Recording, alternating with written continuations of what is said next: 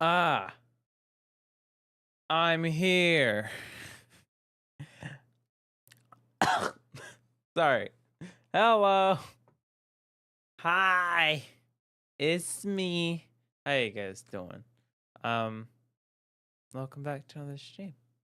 We're back with some more not Splatoon. I'm not playing Splatoon. You know I'm not playing Splatoon because I'm holding Joy-Cons today. This is how you know I don't have to do anything that requires my hands. I love using Joy-Con when I'm not trying to win. But today we're not playing Splatoon. Today we're playing Ace Attorney. Yay! Sorry. It has been. When did we finish Ace Attorney 1? We finished it. I know we started in January. I think we finished in like April.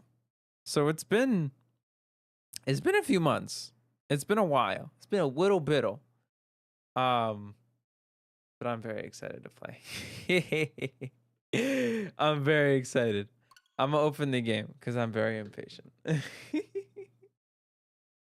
we're back. Also, you guys are up here now.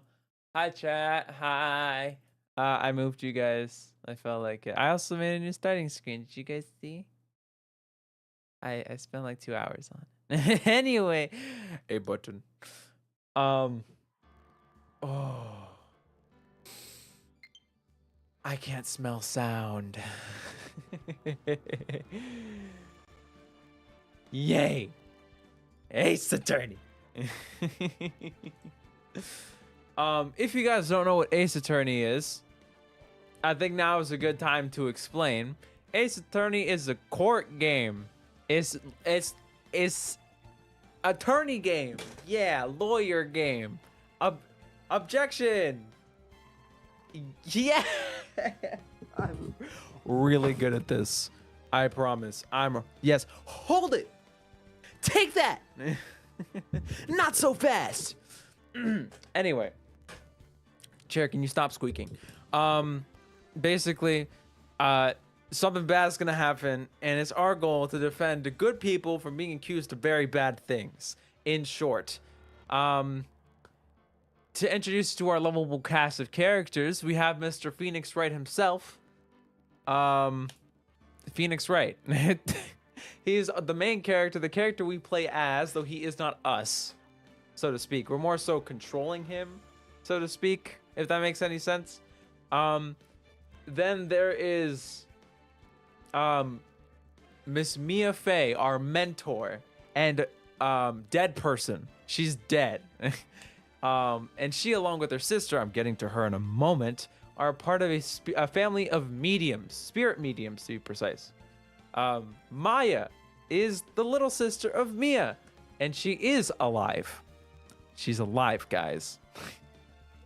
She's alive.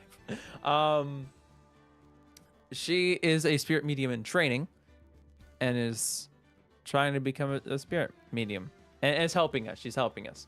There's Miles Edgeworth, our rival, a prosecutor, at least an ex-prosecutor. I don't know if he is still. He's a little rough around the edges, but he's a nice guy. And then I feel like the last person that's worth mentioning, at least for the moment, is the GOAT, Detective Gumshoe, a detective that works for the police department in this game.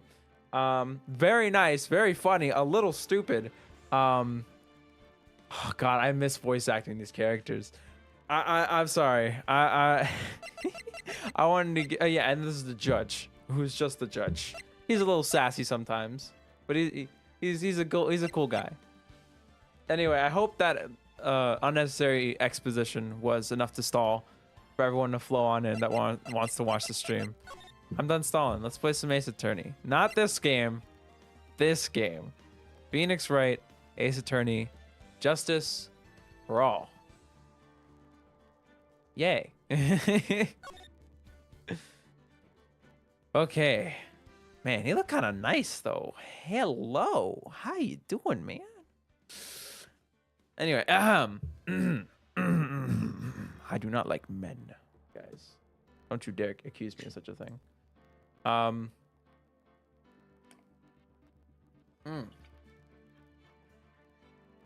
Sorry, I needed a good helping of water before we got started today. And I also need to double check something real quick before we start. Boom.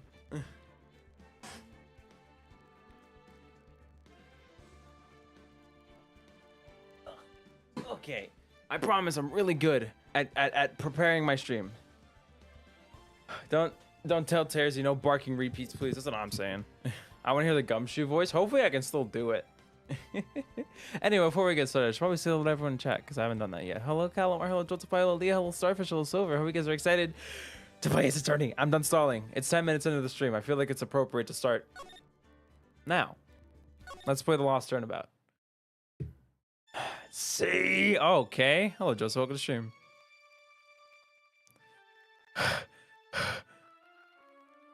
Grr! How did I get into this mess? That's far enough. You can't run forever. Mr. Phoenix, Wright? What is happening? What? What have I done wrong? I cannot allow you to go on like this. But I'm just a simple defense attorney. Silence! You are no longer worthy of your title. What is happening?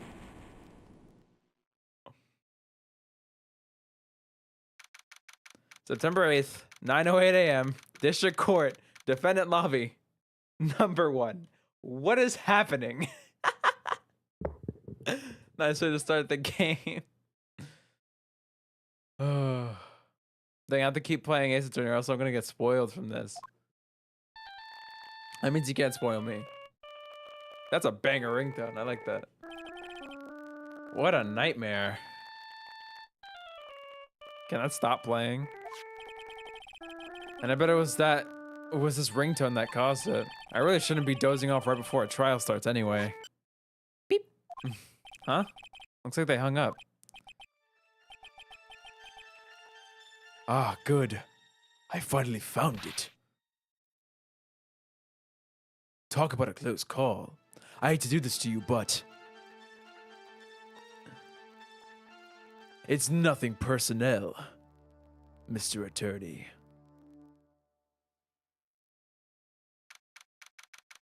A few minutes later, District Court, Defendant Lobby, number 1.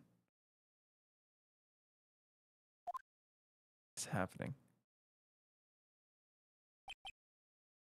Oh, this is a little throwback. I remember this. I remember this outside of courtroom area. Ouch, my head, it's throbbing. And why does it feel so foggy in there?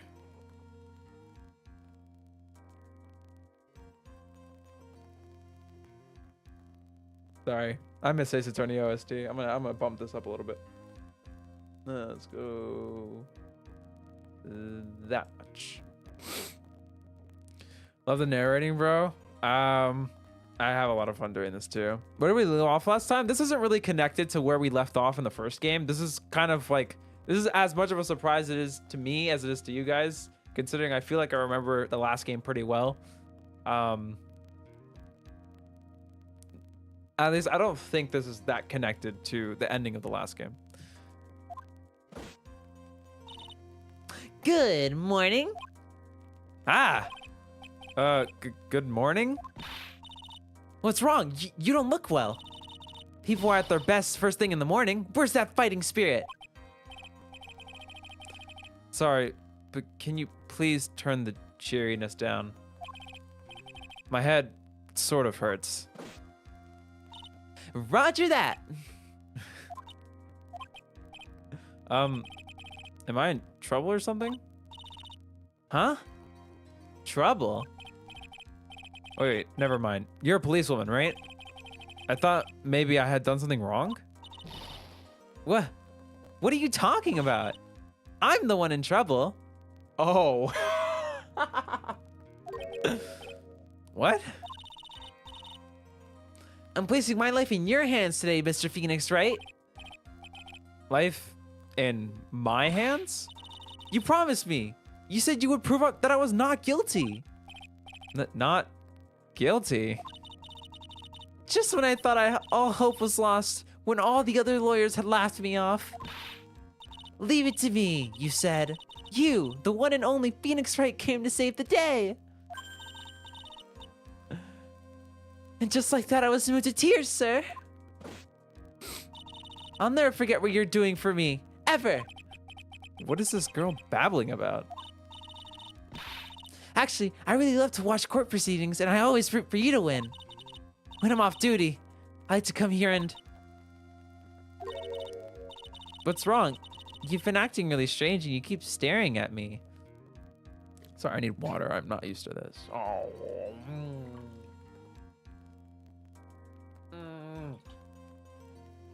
I love water. You should drink water right now. Anyway.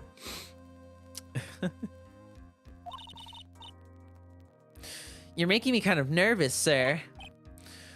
Oh, sorry. I'm afraid to ask, but here goes.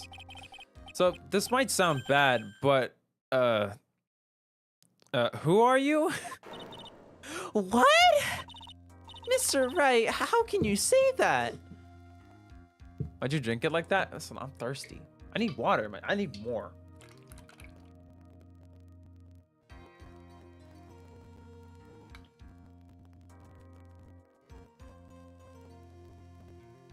There you go. I feel a little bit better. Sorry, I just need the water. Anywho. Mr. Wright, how can you say that? Oh, okay. This is really cute. I like this. How can you do this to the fragile heart of a girl about to go on trial? You're absolutely horrible. No, I mean, I didn't mean it like that. Is this how a defense attorney treats his client, sir? I can't believe this. No, it's just, well, I think you have the wrong person. Yeah, but you can't use one hand to drink. I just wanted to use two hands, okay? Shh. Yes,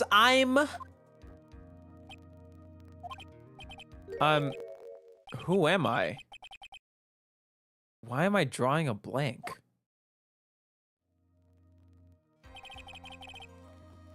The trial will begin shortly. Will the defendant and her lawyer please proceed to the courtroom immediately? The trial's about to start. I'm counting on you in there, okay? I missed some, but I'm here. Welcome, Skelly. You didn't miss too much. We're just establishing Phoenix again. And someone else new, named, I don't know. Her name is on screen, but I haven't read it because they haven't said it in the dialogue yet. When Derby forgets about Mikachu, I would never forget Mika. How dare you guys? Stupid. Imagine saying something so silly. I guess I must have amnesia. Let's see. What can I piece together? From the sound of things, it's probably safe to say that I'm a defense attorney. And that girl, I said I'd prove her not guilty. I can't believe I made such an irresponsible promise.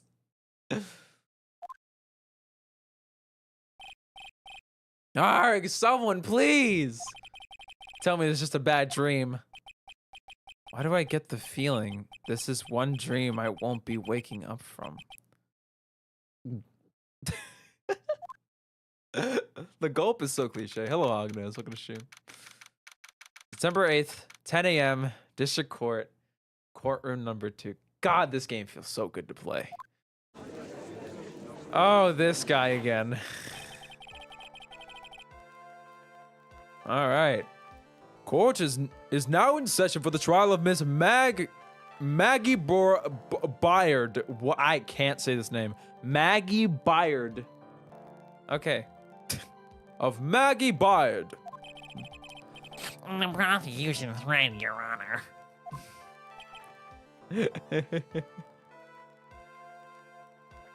Is it Bird? I guess it is it Bird? Am I stupid? Is it Maggie Bird? Because usually the names in Ace Attorney are puns, right? So I'm trying to think the pun there. Maggie Bird. Maggie Bird? Is it okay? I'm guessing Bird. Okay, so it's Maggie Bird. Okay. I don't really get the joke or the pun or whatever. What is it, Mr. Wright? Are you talking to me? Do you see any other defense attorneys here? Oh, I love this game. I guess not. Now then, are you ready?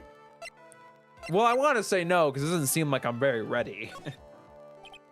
What if I said no? Would that be all right? Of course it wouldn't. Then why bother asking to begin with? Actually, you see, Your Honor, my memory is kind of... The court will not hear the defense's excuses. Because the defendant is a member of the police, this case is under great scrutiny. Therefore, we must make this trial fair but swift. I believe I have told you this before. I hope you're not telling me you've forgotten. Actually, I have.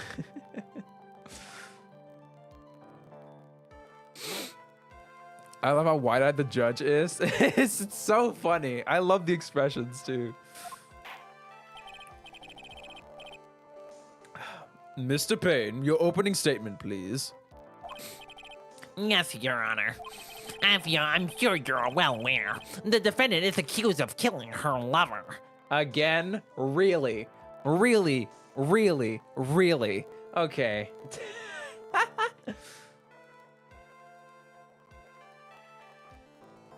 Maggie Bird, Magpie Bird, which brings bad luck. Okay. I mean, that makes sense. The story would have probably explained that at some point, if I had to guess. What's worse, her lover was a fellow police officer. A policeman? You did what to a policeman? It wasn't me. And besides, Dustin and I, we weren't lovers like that. It was on the down low. In any case, the prosecution affirms that the guilty party is none other than the defendant. I love doing the voice acting, it's very fun. Very well. Mr. Payne, please call your first witness.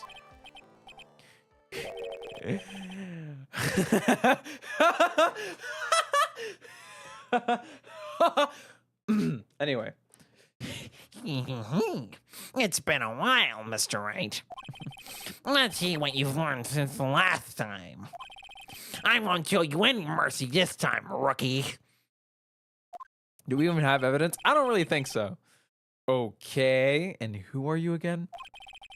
The prosecution called Detective Dick Gumshoe to the stand. Yes! Here we go. Don't let me down, Mr. Wright.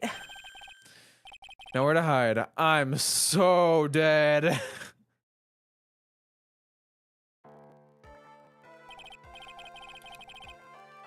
Sorry. Witness, please state your name and occupation. My name is Dick Gumshoe, sir. I'm the detective in charge of the homicides down at the precinct, sir. See? You don't look very well, detective. Well, sir, the defendant, she works under me, so, you know. You work under that detective? Yes, sir. And while I was a trainee, he was always watching out for me, sir. He's such a wonderful guy, sir. I'll never forget what he's done for me. Okay, calm down. I believe you.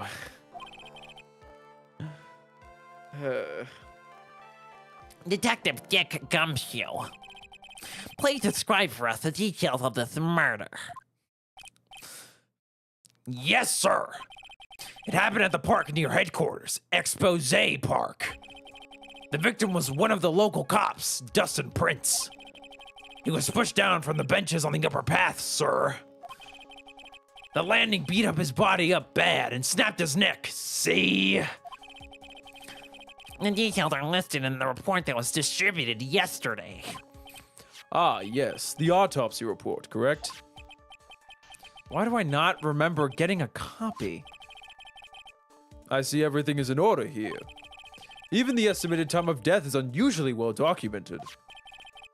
The victim's watch stopped from the impact of the landing, sir. The results of the autopsy confirmed the time of death. If I may, Your Honor, the prosecution would like to submit this photograph. Very well. The court accepts it into evidence. Crime photo 1. The victim fell from the walking path above. Added to the court record. Now then, I recall at yesterday's preliminary hearing, a very important piece of evidence was brought to our attention. I had a stroke.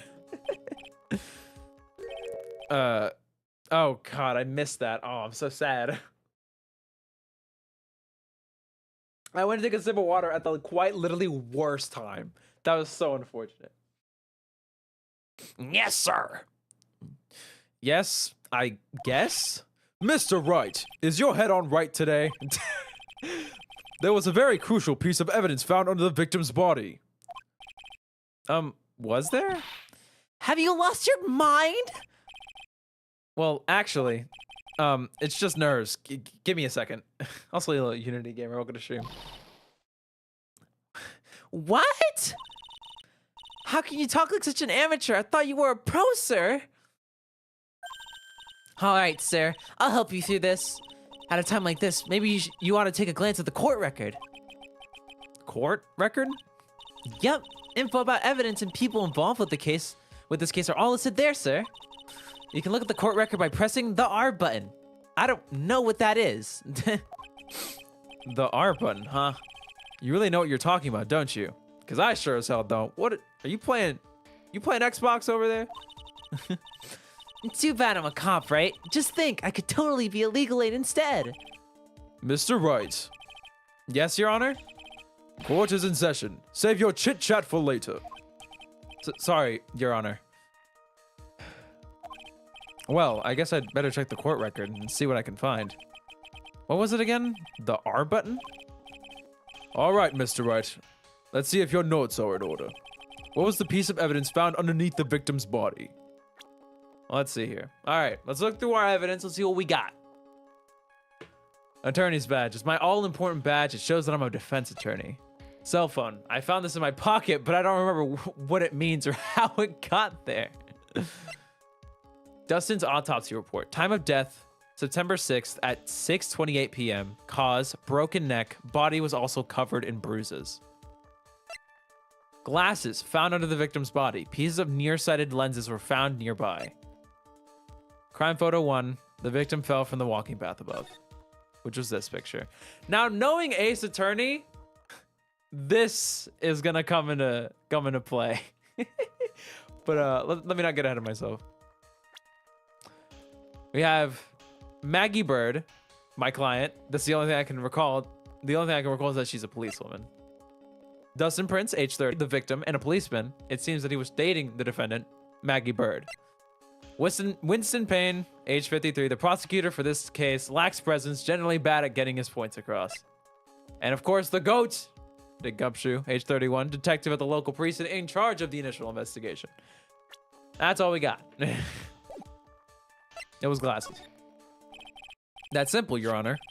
A broken pair of glasses. That's right. The victim grabbed his killer's glasses as he was being shoved, sir, and held onto them as he fell. See? Hey, why are you giving me the evil eye? Those glasses you're wearing. Ugh. Yes, this is my spare pair. But these glasses they found at the scene of the crime are not mine, I swear, sir. You sure about that? Look, it was a coincidence that on that same day I accidentally stepped on mine. A coincidence, she says. Ugh. Your Honor, I have further evidence to present.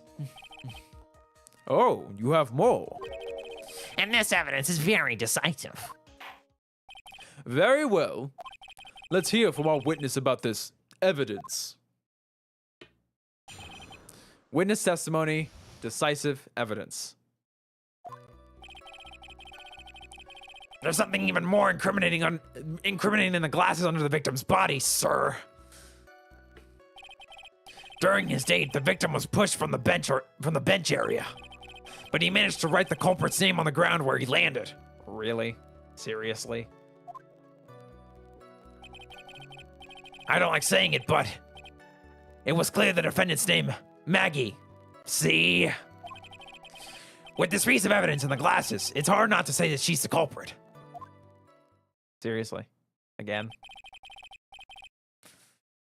This is the picture of the writing, Your Honor. Why, this is... Yes, I can see your name clearly written there. The prosecution would like to submit this picture. Understood. The court accepts it into evidence.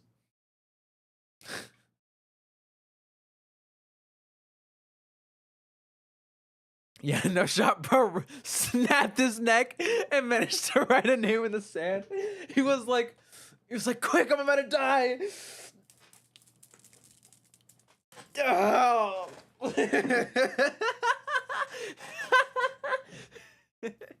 I can feel my neck breaking.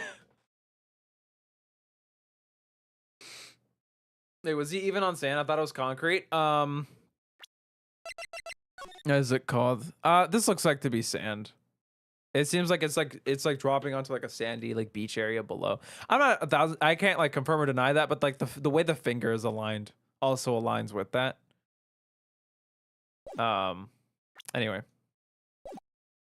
Understood. The court accepts it into evidence. Crime photo 2, a photo of the area around the victim's hand. Added to the court record. As if the glass alone didn't make you look suspicious. The victim even wrote your name clear as day on the ground. But I already told you, those glasses aren't mine. And how do you explain his dying message? It's a conspiracy. I'm not guilty, sir. Mr. Wright, you may cross-examine the witness. Cross-examine? This is it. I'm counting on you. Sure, but what am I supposed to do? What? This isn't like you at all. No, this is the part where you get in the witnesses' faces. Get in their faces and do what? I guess there's no way around it. Okay, I'm gonna lend you a hand. The prosecution's witnesses all hide things from the court, which means they lie from time to time. Lie? Also, dude, this track goes stupid.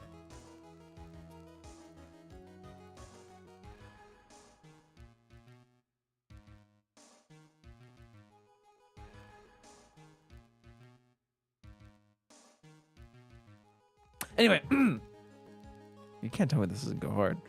But isn't that detective your superior? Well, even if they don't mean to lie, sometimes people just remember things wrong.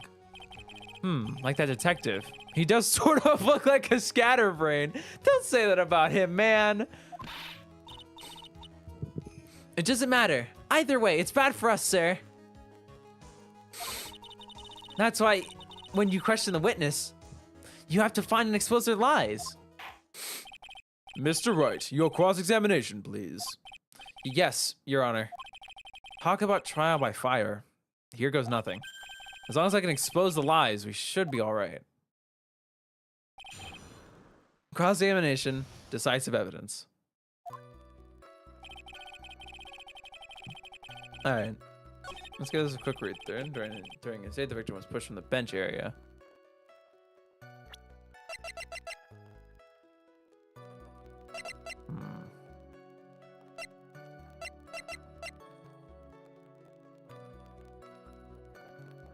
Under his body. This is near the body.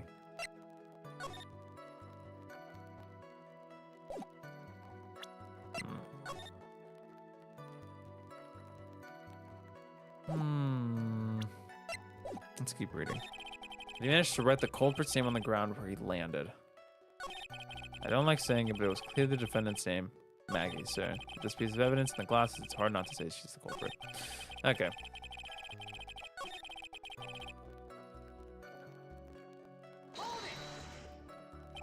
The culprit's name?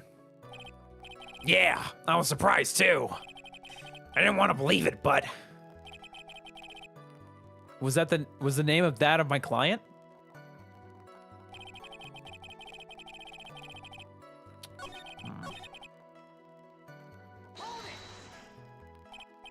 No, you're sure he was pushed and that's how he fell? yeah, pal. If you look at the wounds on the victim's body, there's no way it was anything else. Please continue with your testimony, detective. Anyway, the victim fell pretty far.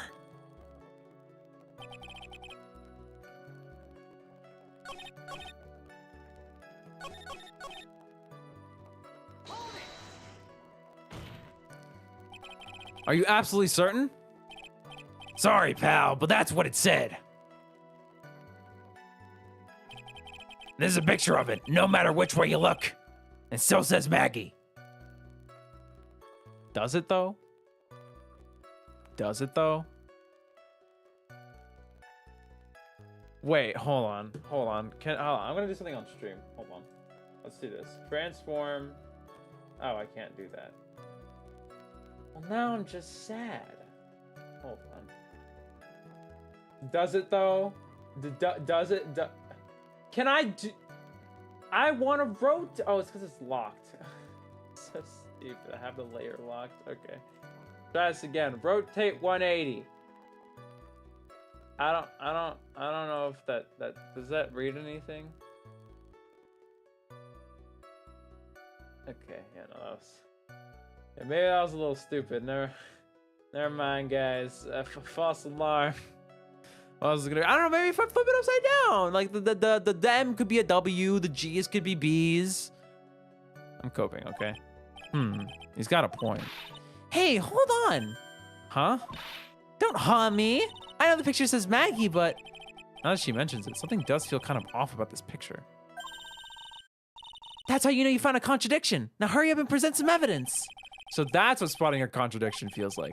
I better check on the court record again.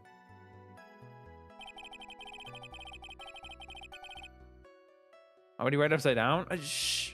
Shh. Oh, man.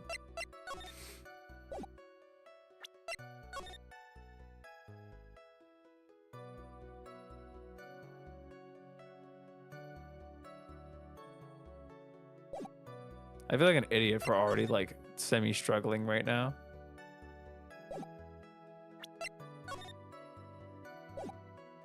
Let me press the last. Oh, God. Scared the shit out of me! Don't give up. Keep that fighting spirit going. I'm glad you're all pumped up, but... I really want to see your special moves, sir. My what? You always look so cool when you present evidence. Present evidence? Actually, I was just thinking about that. Yes, the great Phoenix Wright is back. Oh, that's right. Huh? I heard that lately you can present not only evidence, but people's profiles as well. It sure makes things a bit more complicated, so be careful, sir. People's profiles, huh? All right, let's give this another try. Oh, that actually that broadens things a little bit. What, did he spell it wrong?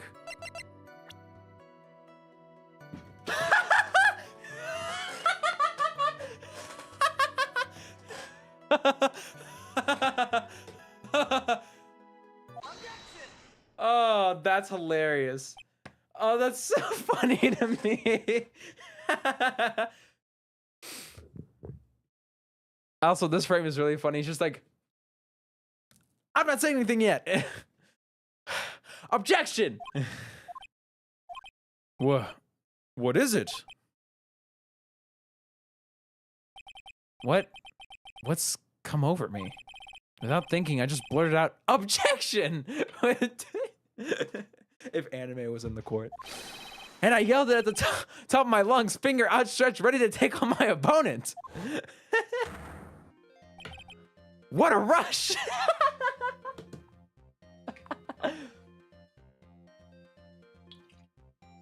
I forgot her name, man.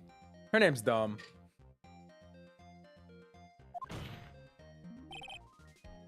Detective Gumshoe! You're talking to me, pal? Please say the defendant's name for me. What are you trying to do? What are you trying to prove with this futile exercise, Mr. Wright? You'll see. This is a very crucial line of questioning. Actually, Mr. Payne, you can answer. The defendant's name, if you please. Well, where is this ridiculous question coming from? An defendant's name is, Maggie Bird. I think someone needs to check the court record. What? It says right here that it's Maggie Bird. Ah! It looks like the bird got Bird caught the cat napping. What does that mean? That's a little game spell. Go to stream. Oh my god, Pain looks like Dirt Beast? Because I'm about to slap you out of the stream. Hey, Joy-Con, don't do that. What's going on here? I have no idea either, sir. As you can see, the victim did indeed leave a name, Maggie. However, the defendant's name is actually spelled Maggie with a Y and an E. This is a blatant contradiction of the facts. Oh, how about that? Oh, sorry, wrong voice. How did Gumshoe get the Pain voice? Oh, did I do that by accident? My bad. How about that? I hadn't even noticed. But maybe the victim didn't know how to spell her name correctly. May I remind you that it was you who said the defendant is accused of killing her lover. If they were truly lovers, it would be impossible for him not to have known her name. No. That's all good. Look at the stream. This is very true, Mr. Payne. Yes, Your Honor. Are you absolutely certain that the defendant and the victim, Dustin Prince, were, in fact, lovers? Yes, I'm quite certain, Your Honor. That's crazy to double down on after that. Me personally, I wouldn't do that. They were a well-known couple in the police force. Detective Gumshoe, please testify for the court the relationship between the victim and the defendant. Yes. Yes, sir. Hey, Mr. Payne is a bad lawyer, oh my lord, true. Witness testimony, Dustin and Maggie. Officer Prince and Officer Bird had been going out for about half a year. It sounded like they were even talking about marriage. Must be, different time, I guess. The day of the incident just happened to be the victim's birthday, sir. Maggie, Officer Bird, had gotten Officer Prince a present. It was something she had bought over 2 months ago. I should know, because she came to me to ask what she should get for him. See? Oh, those two sound like they were close. Nevertheless, tragedy struck. Yes, I see. You may cross-examine the witness, Mr. Wright. Cross-examination, Dustin and Maggie. Alright, let's do some pressing, shall we? How do you know about this? Every year in March, we have a training camp for us cops. Officer Bird was a rookie at the time, and she and Officer Prince seemed to hit it off, see? They got close, I take it. Actually, I was supposed to go too, but I couldn't pay the deposit for the trip, so I didn't. I'm a brokey, you see? If only I had gone on that trip. What is it? Oh, nothing, sir, really. Anyway. That's gonna come back later. Marriage? But wasn't the victim 8 years older than her? What? You saying a guy's gotta marry someone the same age as himself, pal? Yo, Twitter gotta hear that one for real.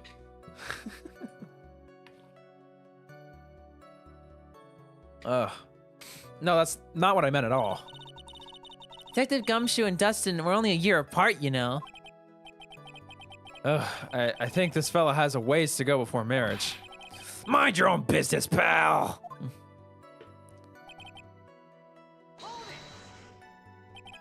The day of the incident? You mean September 6th? Yeah. The victim, Officer Prince, had just gotten off duty at 5:30 p.m. that day. And since Maggie's night shift hadn't started yet, they went to the park for a bit. Ah, I remember when I was young and in love. Oh, it was a jolly time. That's great, Your Honor. I'm glad you're such a cheerful old man.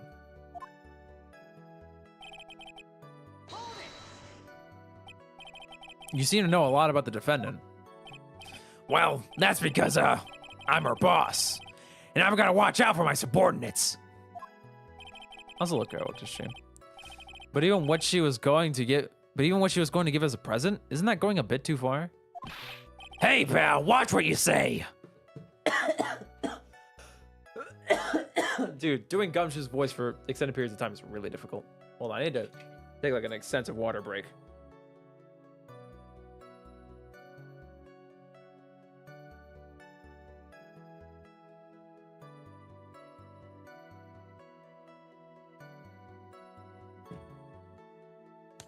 Almost got lost in the juice. God damn. Oh, anyway, that's better. Drink some life juice, pal. All right, now I need more.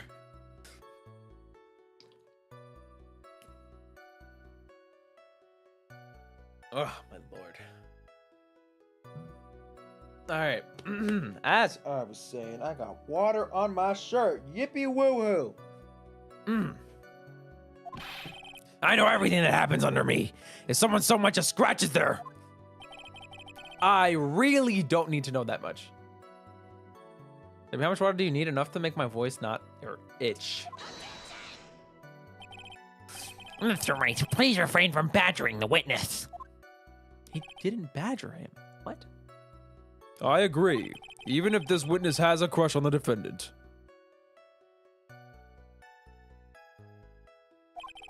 That should not be the point of discussion at this time. Whoa, wait a second. Why are we talking about this? It's all your fault, pal. You're guilty, guilty, guilty. I should have you arrested. See? I think the good detective is about done here.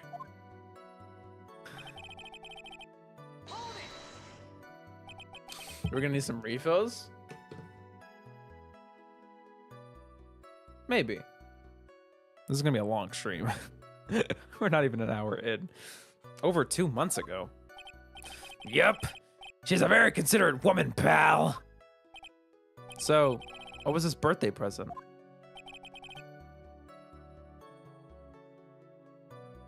She got him a glove. A single glove? Why would she only give him one? Actually, Your Honor, the glove in question is a baseball glove. Oh, I see. A baseball glove. Officer Prince was a huge baseball fan. A baseball glove? Just now, I believe you said that the present was something she had bought over 2 months ago. Yeah. Are you saying she bought the glove at a store that's that far in advance? Nah, nothing like that, pal. Then what is it like? She ordered it. It was custom made. Custom made? The glove was custom made? Not another thing that is goddamn custom. Again. Really, game. Yep, that's what I said. So the glove was custom made.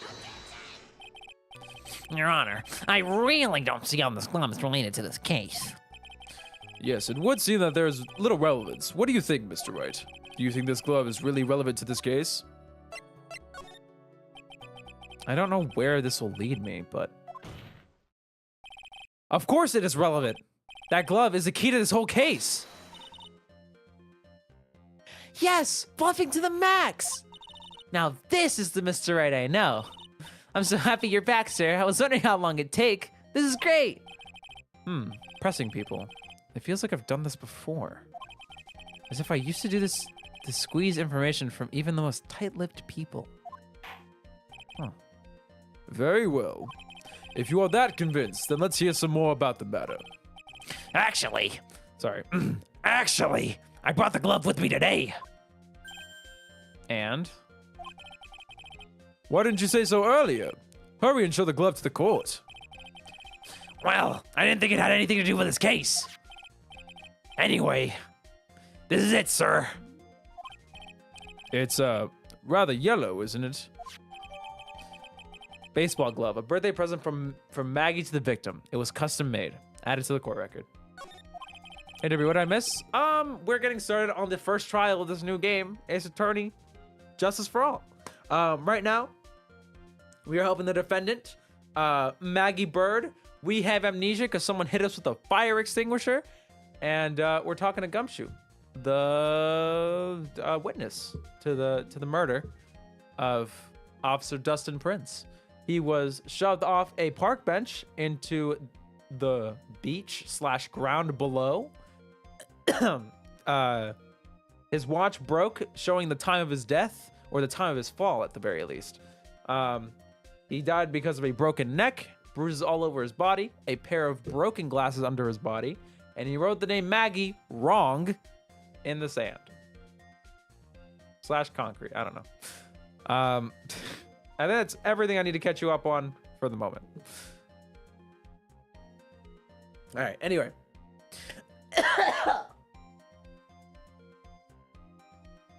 I'm okay. Officer Prince really liked the color yellow.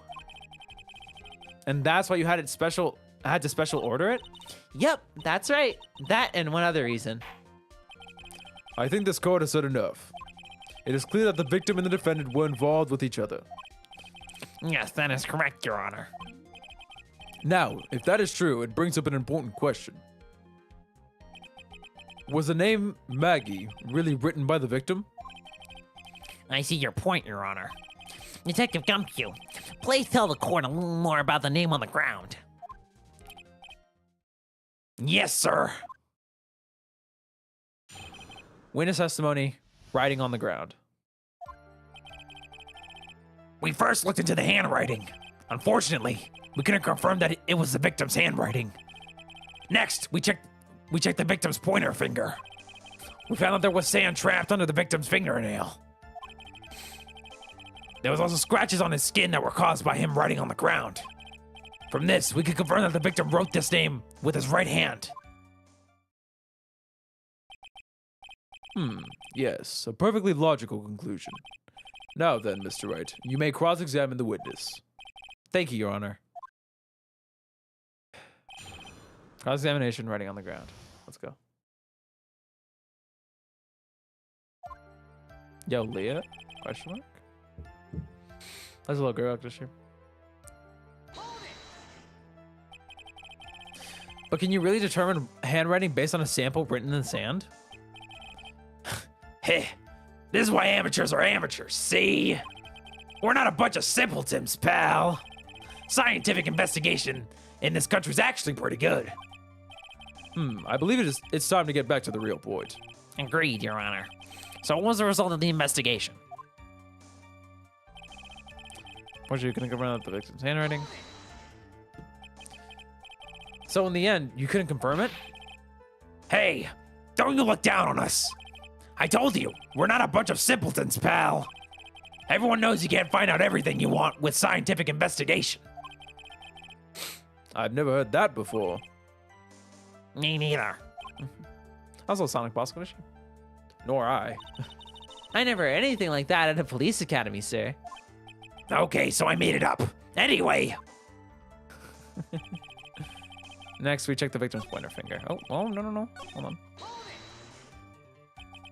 His pointer finger? You know, the one you're always pointing and waving around in people's faces. Like that. Aha. Don't tell me it bothers you. Every time you do it, I have a mini heart attack. It's like you're trying to kill me, see? In any case, you examined the victim's index finger, correct? Yeah, we figured there should be something on his finger if he had written in the sand. And the results? No, there was sand trapped under the victim's fingernail. Why y'all talking about objections so much? Come on, man.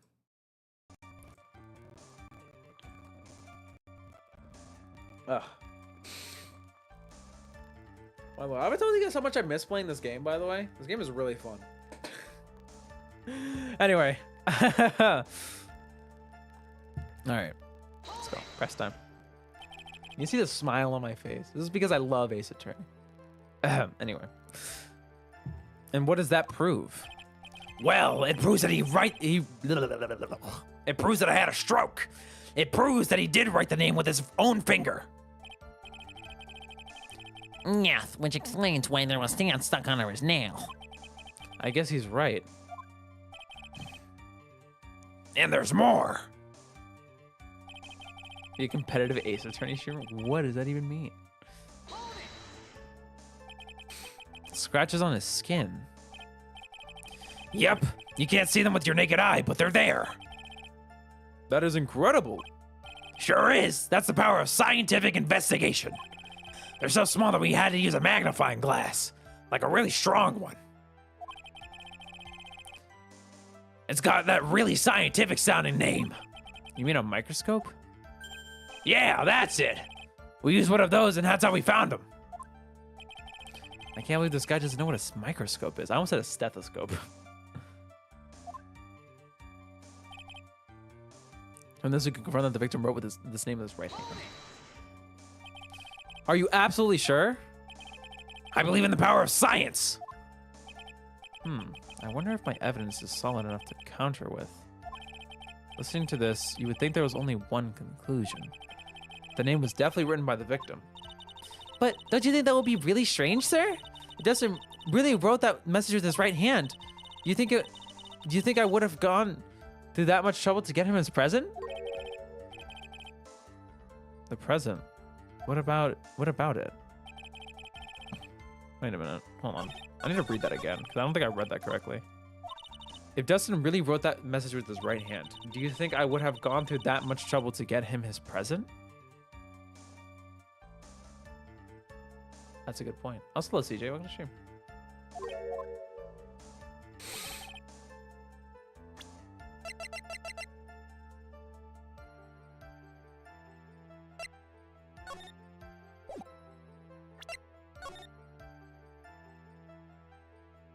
That's not the glove, right? That's just a wristband.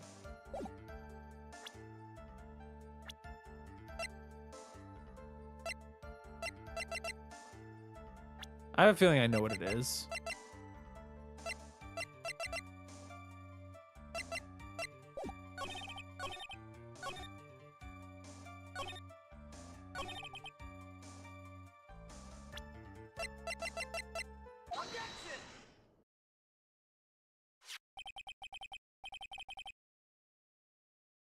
Detective Gumshoe. Take a look at this. That's the glove, right? Could you tell the court what is special about this glove? What's special? Never really thought about it, but it's really yellow. And that's about that. Oh.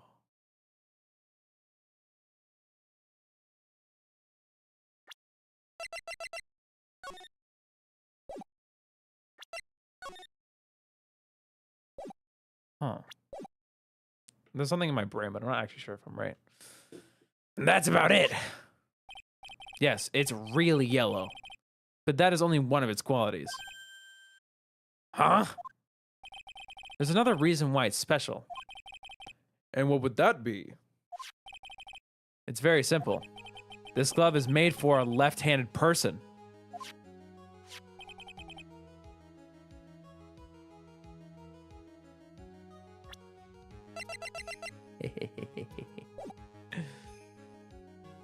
Left-handed. Why, you're absolutely right. This glove is made to be worn on the right hand. That is why it had to be custom made. I have never seen a bright yellow left-hander's glove for sale, have you? Well, no. So, detective, which hand did the victim use to write the name with again? That's easy. Look, it's obvious from this picture that it was his... Wait a second. Don't forget that the victim was left-handed. Ah! I mean, I'm deaf. Overruled. Mr. Wright, I would like to know what your line of reasoning proves. There's only one conclusion that can be drawn. A left-handed person could not have written a message with his right hand. Therefore, the person who wrote the name Maggie could not have been the victim. Order, order. When you think about it that way, then yes. It is not possible that this name was written by the victim himself. Then that means Maggie is... No, it's not possible. Mr. Payne, Yes, Your Honor. the evidence the prosecution has presented has failed to prove the defendant's guilt. In fact, I believe you have proven her to be innocent. No. All right, you did it, Mr. Wright. Phew, I feel like I can breathe again. It seems that we have reached the conclusion. You did a fine job once again, Mr. Wright. Me, Your Honor. Well, thank you, sir. See, you got complimented by the judge again. You're really good. And that's why you can't give up being a lawyer, sir. Are you joking? I'm more than ready to retire. I will now announce my verdict. This court finds the defendant, No, not yet. I didn't think it would be that easy. I mean, please give me a few more minutes, Your Honor. But what is the meaning of this, Mr. Payne? The prosecution is not finished yet. What do you mean? You would like to call our next witness to the stand. What? And what did this witness witness? In a moment, the victim was pushed to his death. What's more, he saw the very face of the culprit. What the heck? Order in the court. I believe a recess is in order. Afterwards, we will hear from this new witness. I had a feeling that this was a bit too easy. I need more information. I'll have to see what I can find out during the recess. I can't let my guard down. It's only gonna get tougher from here. Court is adjourned for recess. To be continued. Wow.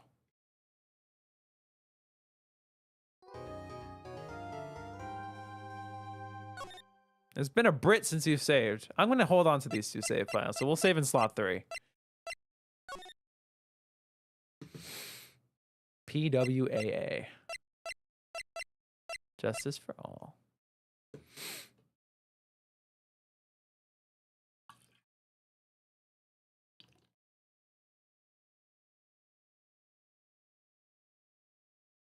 I love recess. Yeah, man, I love running around on the playground.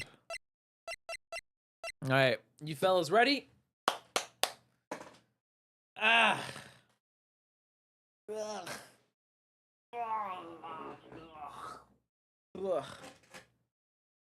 Ugh.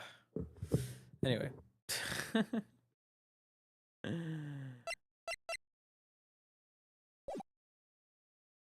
1 hour already. Yeah, it's been a fun hour though. I'm having fun. September 8th, 11:43 a.m. District Court, Defendant Lobby, number 1. Amnesia? I can't believe my lawyer's trying to defend me in such a state. Why didn't you tell me, sir? I'm sorry, I didn't mention it to you. Oh, I know what to do. I heard you can fix something like this with a really strong shock to your system. Come on, lower your head a little. A Maggie kick should be all you need. No. I think I'll pass on that one. Come on. I'm sorry. Whenever I see someone in trouble, I have a hard time leaving them alone. I tend to stick my nose where it doesn't belong and try to tackle everyone's problems. Oh, my head's one problem you won't be tackling today. I don't think assault is the answer. Well, we're here to solve your problem first. We can deal with mine later. For now, do you think you can fill me in on a few things? Of course, I'd be honored to. Well, I guess we'll start with my name and then I can tell you about me. No, that's okay, really. I think I know you and your name pretty well by now. By the way, in a real code, Phoenix gonna be able to serve as Maggie's attorney if he was really suffering from amnesia. I think that's pretty obvious, I'll be honest. The first thing this game is not realistic. There's a lot of things that are not realistic. For starters, why do you have 4 feathers on your chest for no reason? Why? Anyway. I was wondering if you could help me figure out a few things about myself. So, my name is Phoenix Wright. What a weird name. This is serious. You really don't remember. I'll tell you what, sir. You can have this back, and maybe it'll help. This is a business card?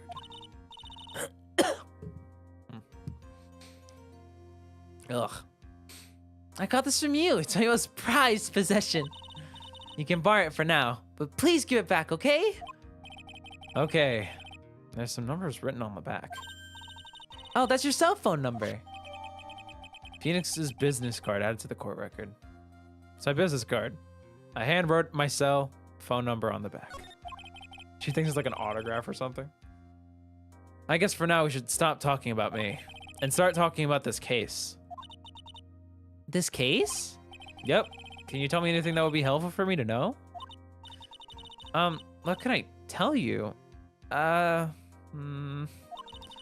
can't think of anything other than the incident with that cell phone, but... Cell phone?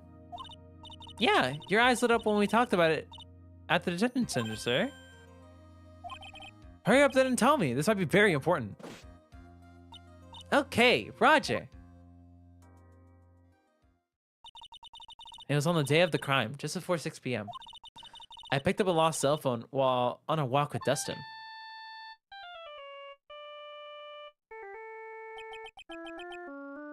Oh, they're a cute couple.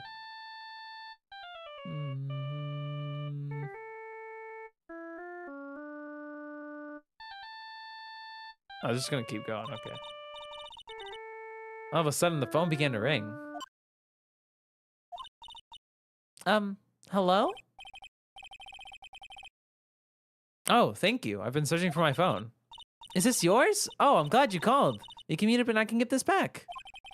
I'll be right there. I'm sorry, I didn't catch your name. You can call me Maggie. The person who called is the killer, right? Obviously, right? Oh God. Hello, Terzi. Welcome to stream.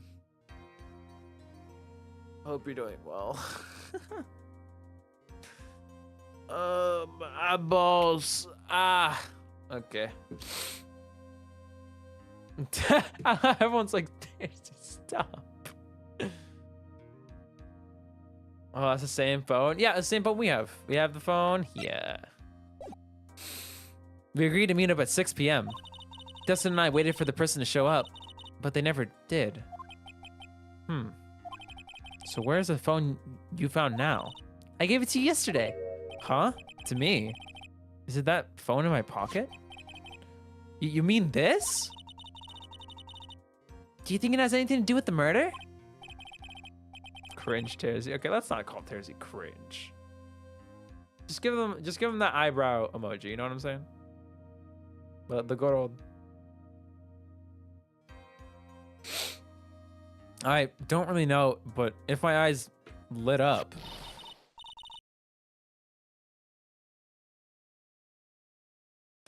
You were here all along! Yeah, I knew it was there. You're so mean! I called you a million times, you wouldn't pick up. And when I went to check in the courtroom, everyone had already left. Now who in the heck is this? Let me guess. I'm supposed to know this girl too? Hey, good morning, Maggie. And good morning to you too, Maya. So, how's it going? Is there a word for worse than abysmal? Oh, and what if I said that everything will be fine? That's right, it's Maya to the rescue with the ultra-decisive, super important evidence. Here you are, Nick. The thing you wanted me to bring. Huh? Oh, thanks. What the heck is this? A list? It has about 20 people's names and phone numbers written on it. Oh, I know. It was kind of tough, but I managed to dig up some dirt. It looks like these guys are up to no good. No good? As in... There's a group of con artists the police are currently investigating. I think these guys are members of that group. Names list. A list of unfamiliar names and phone numbers. Members of a con artist group? Added to the court record. Why would a group of con artists pop up in a case like this? Don't look at me. And where did you get this list from in the first place? What? Don't you remember, Nick? You were the one who asked me to look this up yesterday. Oh, is that right? These numbers are in the memory of that phone Maggie found. So that's where they're from?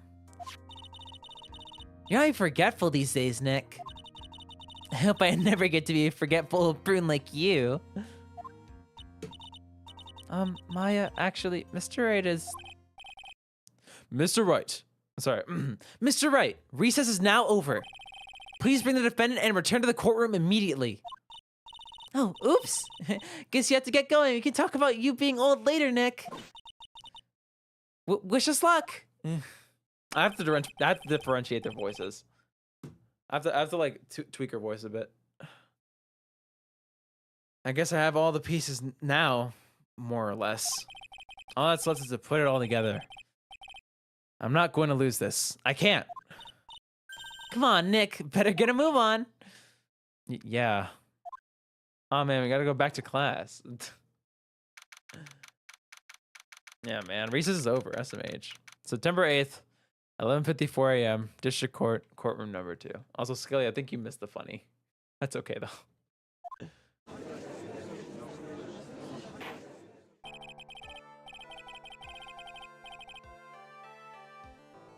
All right.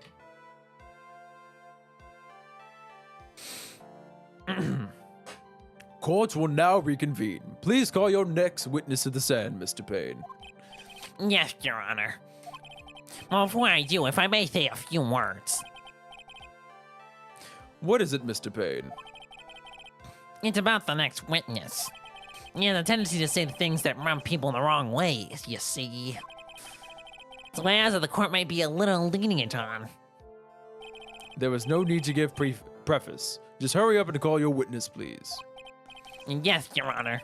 The prosecution called its next witness. A grifter who was taking a walk in the park on the day of the murder. Ah, the guy who knocked us unconscious. Okay. Please state your name for the court witness. Oh, sorry, I said that completely wrong. Before I do, I'd like to clarify a little something. Huh? Oh, all right, go ahead. Just now, you introduced my wonderful self to the court, correct? Perhaps as a drifter who was taking a walk. Did I? But I will not stand for that. Now you've tinted the court's eyes and colored me wrongly. Sure, I suppose calling me a university... What? But just... Okay. Okay. Okay. Oh, God. I have a bigger selection... Okay. Okay. I don't give a shit. Yes, I understand. I'm very sorry. I'll be more careful from now on. But what is he? A human chatterbox? I have to question him? Fashion, cars, women, glasses, and of course, university. First rates only need apply. God, women, ew. God, ugh. Glasses, but you aren't wearing glasses.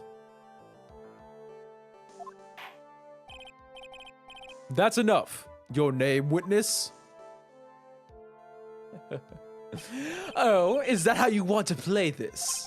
Using your power and influence to keep the young people down. I see how you work now. You old people and your dirty tricks. You thought you had me, but you thought wrong. I'm sorry. It won't happen again. The voice reminds me of James and Team Rocket. That's kind of what I'm going for. Like, really sassy and stuck up and shit. Also, I just realized chat is not positioned correctly. May quickly fix that. I just realized chat is cut off.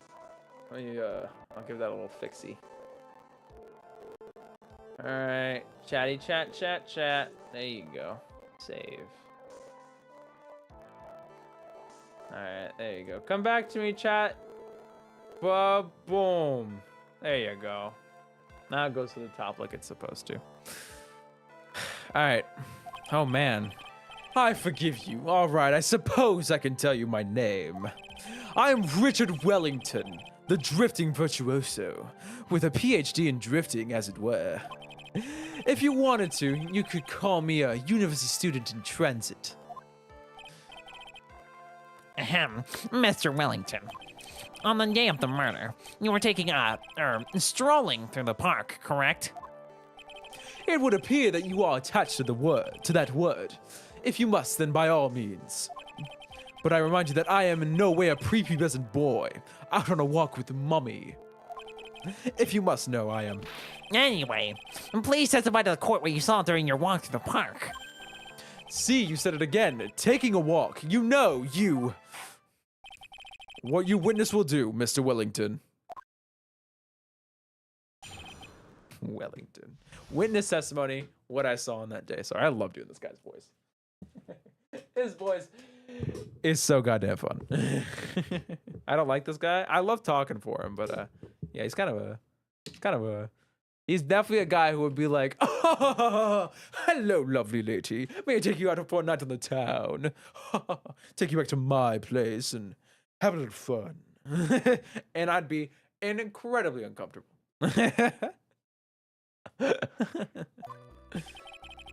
I was at the park all afternoon, deep in thought about my life situation. I'm so deep. I don't remember the time all that well, but I do believe it was past 6 p.m.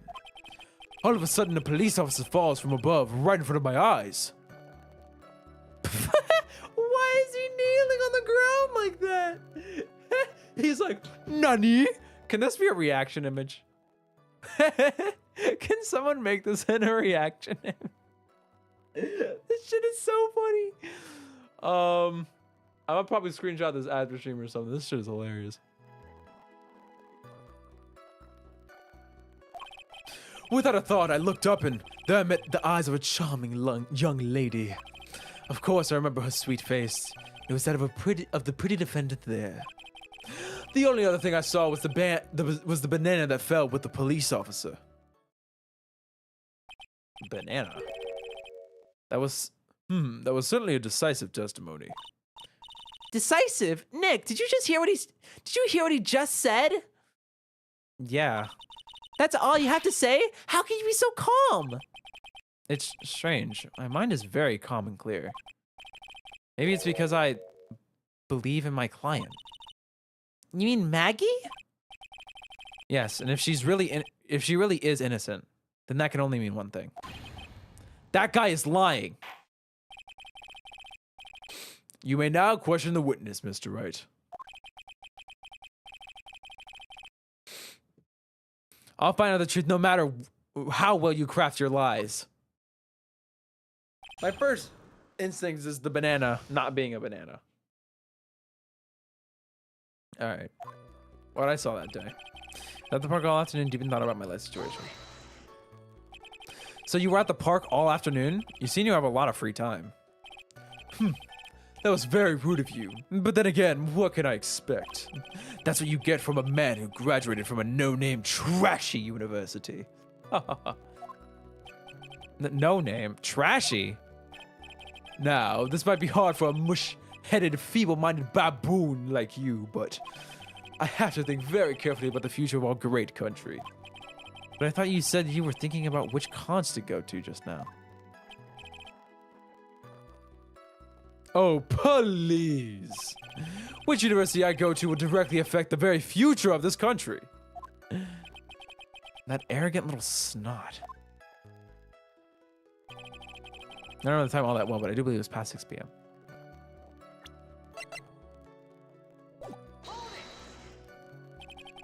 How did you know what time it was? I see you're not wearing a watch, so... Is it the best you can do? Do you think you can discredit me like that? You're just a third-rate biased fool. I guess I can't expect real smarts from you. Ugh, his arrogance is really intolerable. So what should I do now? Answer the question. How did you know what time it was? Huh. Tisk, tisk. I can't believe I have to deal with a worm like you. You're just a shallow man who can only slam on desks and point at people for fun. I guess I don't have a choice. I'll try to explain it so that even a third-rate simpleton like you can understand. There was this little thing they call a clock at the park. Did you get that? Did you know what a clock is? It's a thing that tells you the time, dumbass. As you can see, Mr. Wright, it's even in the picture of the crime scene, which clearly says 6. Right? That's 6. That's 6. That's 7. That's actually 7. 7. I think that's 7. Because it's 12 here, 6 here, 9 here, 3 here. So that's 7. That's got to be 7. Unless I have the hands wrong. What if this is 12:45? I don't know. No. 12:35. It's 7. Yeah. Shh. I get it. Yes, it's 7. It's 7. I know it's 7! I know it's 7. Anyway. As you can see, Mr. Wright, it's even in this picture of the crime scene. Oh, so it is.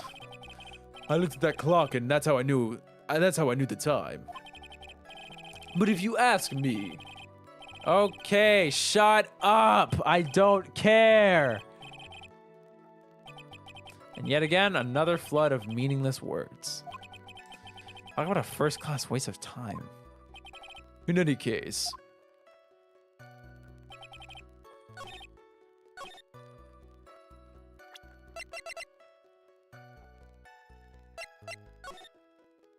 That's 7. Multiple people already gathered at this point, so this doesn't really prove anything. There's a diamond death at 6:48.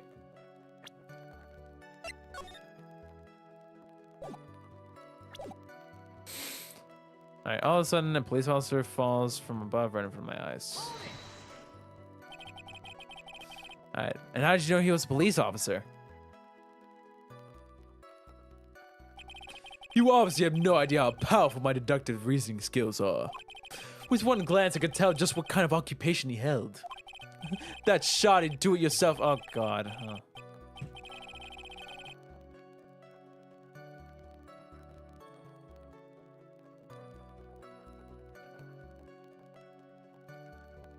Can I go back? Because I actually think I want to read that.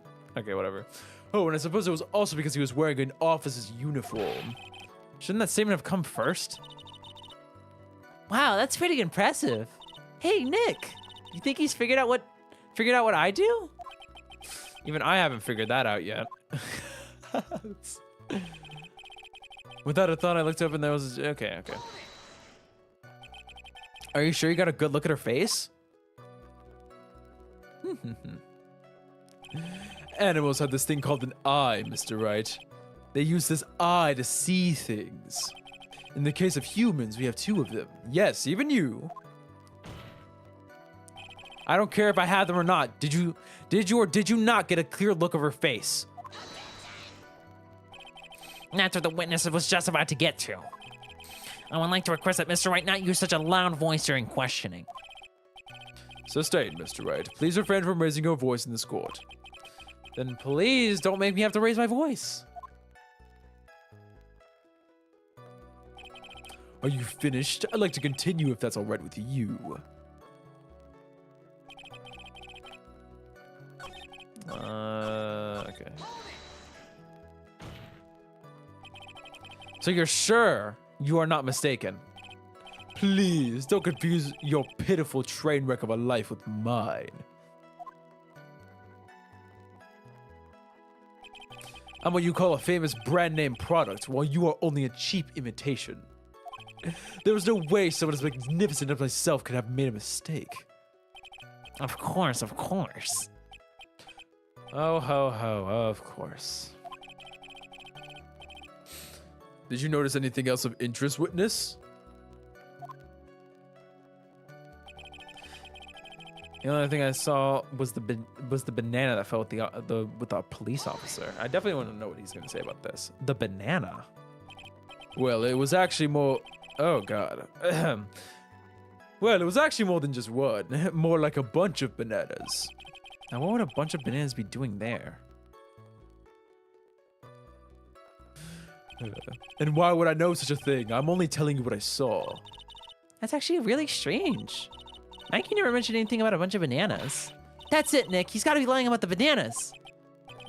He could be, but there's no reason for him to lie about there being bananas at the crime scene. And what if it's not a lie? Well, maybe he thought he was seeing one thing and it was something else. Yes, I already know what it is. If he mistook something else for a bunch of bananas, then that would be an inaccuracy. Think, Phoenix, think! If my client is innocent, there's no way he could have seen what he says he did. Oh, I can't think. I can't talk. I need water.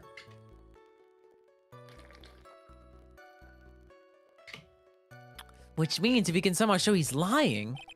Yeah, that's exactly what we need to do. She's right. She's got a sharp mind, but I just wish I could remember who she is. Is everything okay, Nick? All right. Yes. Bananas. Okay.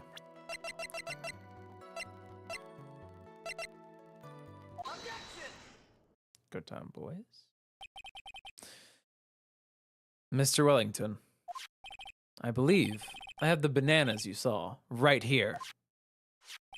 Ah, so you knew about the bananas too. Why didn't you say so earlier? But don't think you can use this as a way to pull more information out of me. And that's where you'd be wrong. But Mr. Wright, what is the meaning of this? Isn't that the baseball glove? Huh? What? A baseball glove? Doesn't it look delicious? Care for a bite? That's not... It's a... No! Your Honor, I think this proves one very important fact. This witness loves bananas. By the way, just how bad are your eyes? Oh. Huh? How? What? You... Why are you asking me about this all of a sudden? Your Honor, it is very simple to mistake a glove for a bunch of bananas. No, I don't think so. Objection overruled. You're one of those people. Yes, you know what I mean. You're like those people who refuse. Oh God, hello. Sure, in the end, we will find out the effects of glove, not bananas. However, viewed from afar, I do think there's enough room for doubt, don't you? And that is why I asked you how bad your eyesight is. They're both 2200. I suppose you're gonna. Oh God. They're both 2200. I suppose you're gonna tell me that's terrible, right? Why are you not wearing your glasses today then?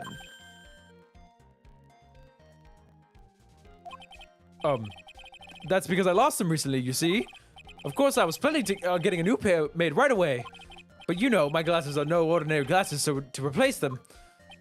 How about when you witnessed the crime? Were you wearing your glasses then? How about it, witness? You're an unrelenting, evil man. You're like one of those people. Kurain just only become by horrible, unrighteous people, and she didn't do anything. I don't give a shit. I don't care. Which boils down to you were not wearing your glasses at the time. Therefore, the identity of the woman at the scene of the crime and that of the defendant cannot be proven by the same. Cannot be proven to be the same by this witness. I cannot speak. I can't talk, man.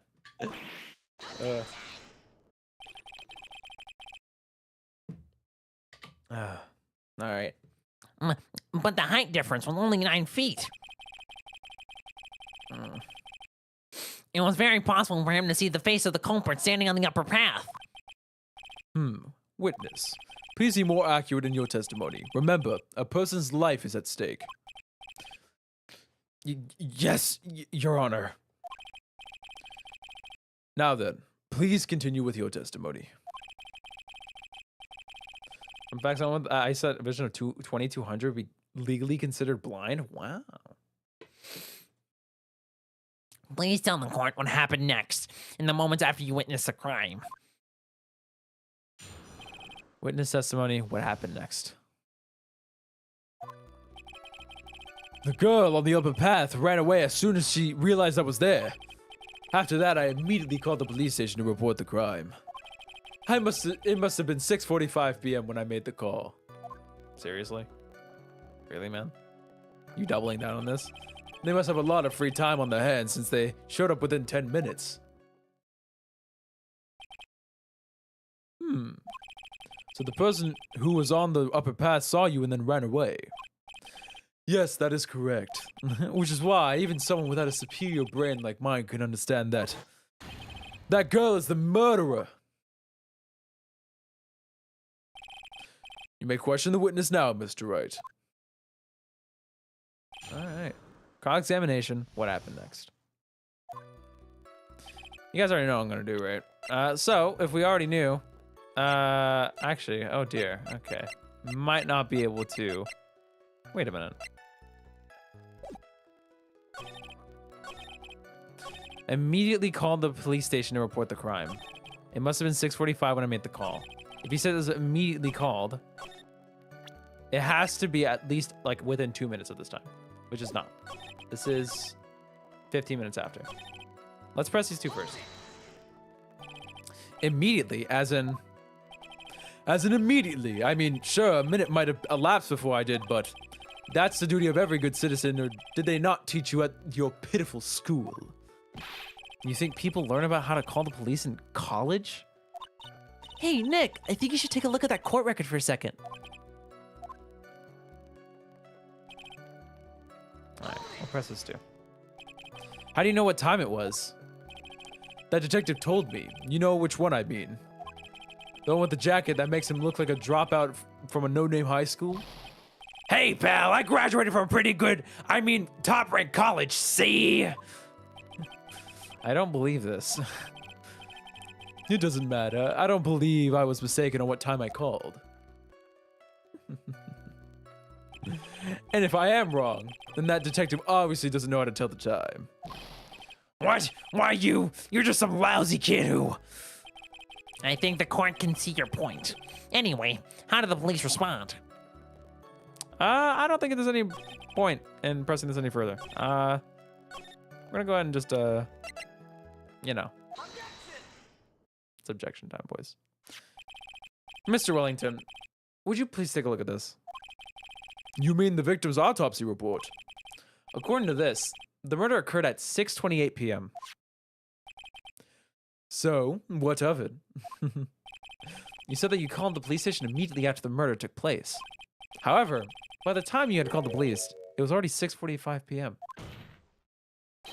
There's clearly a 15-minute gap here. Do you deny it? I think this court would like to hear what you were doing during this 15-minute gap.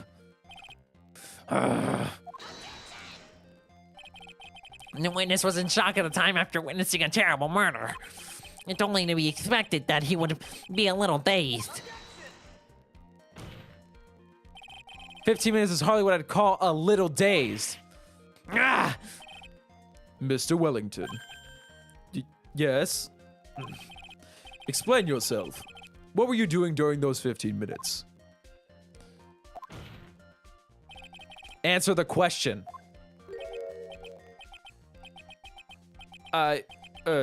Telephone. I mean, Spit it out. I was searching for a phone booth. Really, man? Really? Really? You were looking for a phone booth? Really? You were looking for a phone booth? Really? A phone booth? You mean you don't have a cell phone? Oh. You and your questions, as if you're trying to open all the layers of my matter yolks.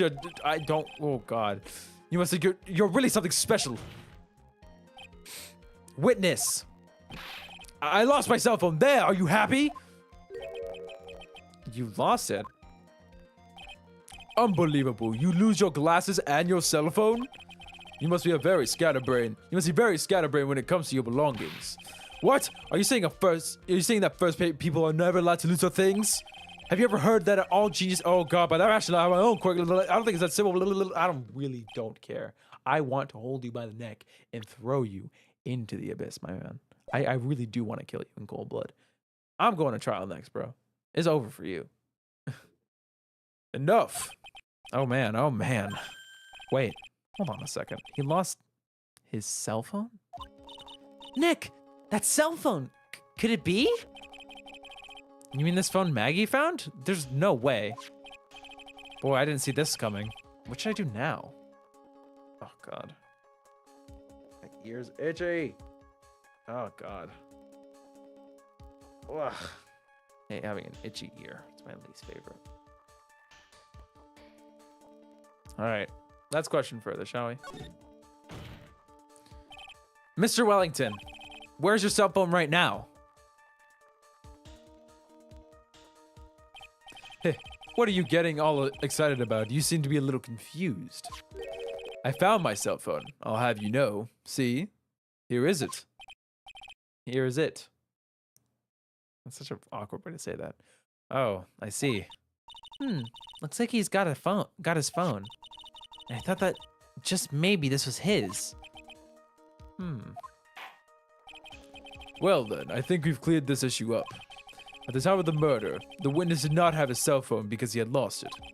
Therefore, the delay in his call was caused by his search for a phone booth. Well, that's the gist of it. I guess you could put it that way and leave it at that. God, I could not read that. Do you have any further questions, Mr. Wright? There is something. Your Honor, the witness's testimony does not make any sense. I do not believe that there was ever a need for the witness to search for a phone. How dare you? You can't just make outrageous claims like that. You do have some sort of proof, don't you? Well, yeah, of course. This evidence should be good enough, I think. All right, let's have this proof then. Please present your proof that the witness had no need to search for a public phone booth.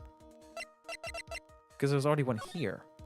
This is a phone booth, right? This isn't just like a weird changing room that lets everyone see you. You get my point. I'm presenting this. I don't give a shit. It's quite simple, actually. Please take a look at this. At the crime scene photo. Is there a problem with it? Oh, there's nothing wrong with the picture. But if you don't understand my logic after looking at it, something is wrong with you. It's not a TARDIS either.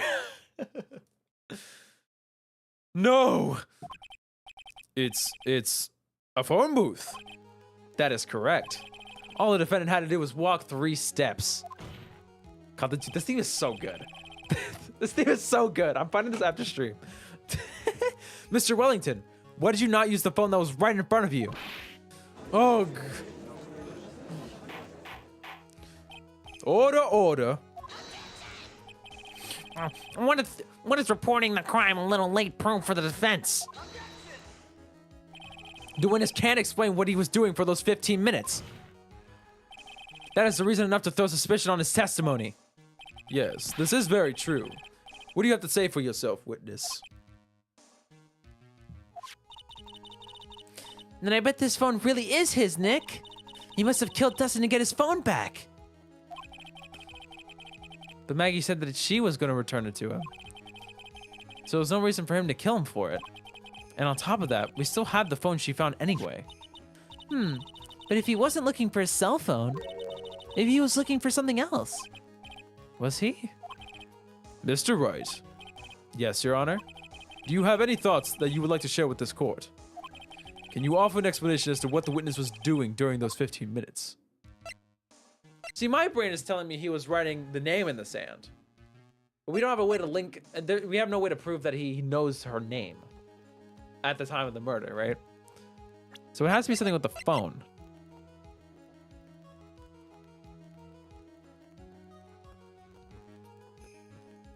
I'm guessing, right? My brain is almost connecting the dots, but just not quite yet, right? So I think we'd have to assume he is a part of the con ring, right?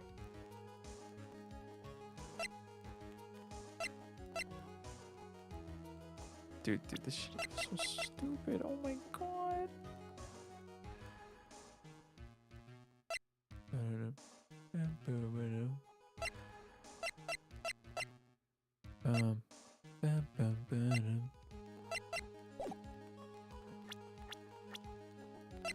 I feel like I should know.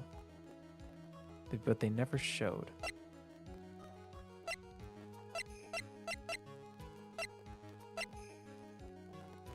Is that Wellington stole Phoenix's phone? Maybe. That could be it. There's only one possible explanation. All right, let's hear your explanation. You fine with a little backseating? Preferably not. I don't want people telling me how to solve things. If I ask for help, that's different. But I want Chad to wait until I explicitly ask for help. Not that I'm struggling, because the thing is, the part that makes this game satisfying is struggling to find the answer, because that's the point. It's supposed to be difficult. You know what I mean? Anyway, all that stuff is in the pin message, and down in the description. All right. However, be forewarned that if your explanation is not persuasive, you will be penalized. Think carefully before you present, Mr. Wright. Yes, Your Honor. I probably shouldn't have said there was only one possibility. Please present to the court the one piece of evidence that will answer the following. Why didn't the witness call the police right away?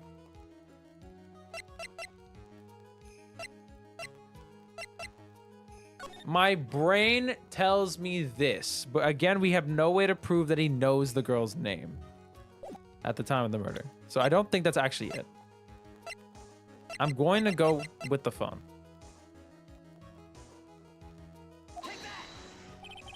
Perhaps this is the evidence you need to be convinced? Perhaps. That was just an idea that I threw out. I suggest that perhaps you should find a better piece of evidence, dumbass. Yes, of course, Your Honor. Well then, but before you do, you will be penalized. Ow. Alright. I'll go with this then. Hold on. One more check here. This is like after the police arrive. I'm going with this then.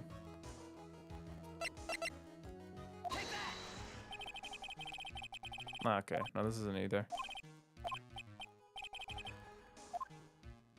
Nope.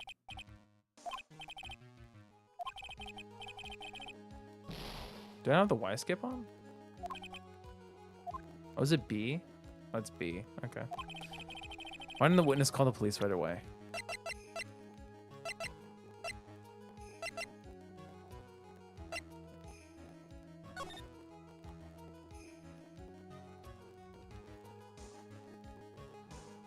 Is it possible that he had to move the body? No, right. Yeah, that's too...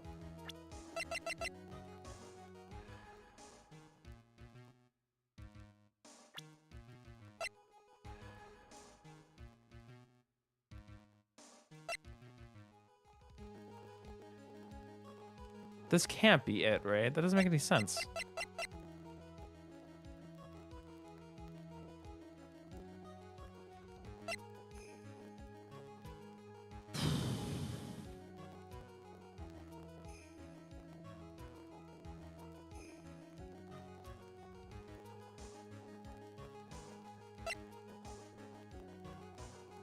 Why didn't the witness call the police right away? The phone is there. What would he want to do instead? It's not writing the name.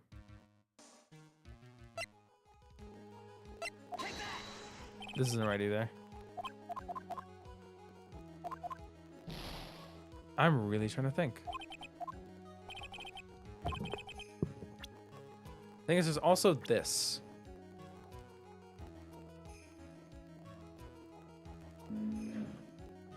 Oh, wait. Because she's the policewoman. Okay, yeah, no, it's okay. No, I'm stupid. I really thought I had something going there. I thought it was braining. I really thought it was braining. Oh god, I'm getting very nervous. I have 6 tries left.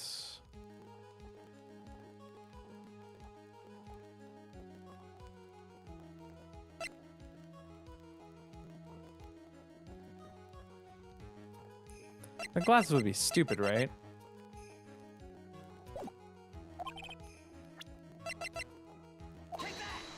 Nope, not the glasses. Wait.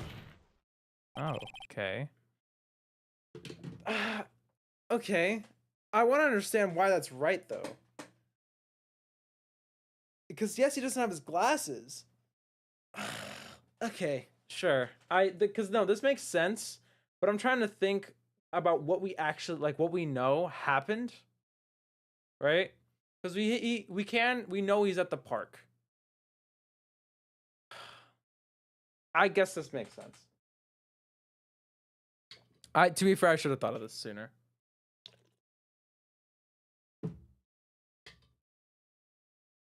I think I overthunk it. I overthunk. All right. Mr. Wellington. Well, what? Don't do that. You almost gave me a heart attack. These are your glasses, aren't they? Ah, where did you find? Yeah. I believe the court all heard what you just confessed to. That these glasses are in fact yours. I'll tell you where they were found, Mr. Wellington. These glasses were found under the victim's body. Under the victim's body?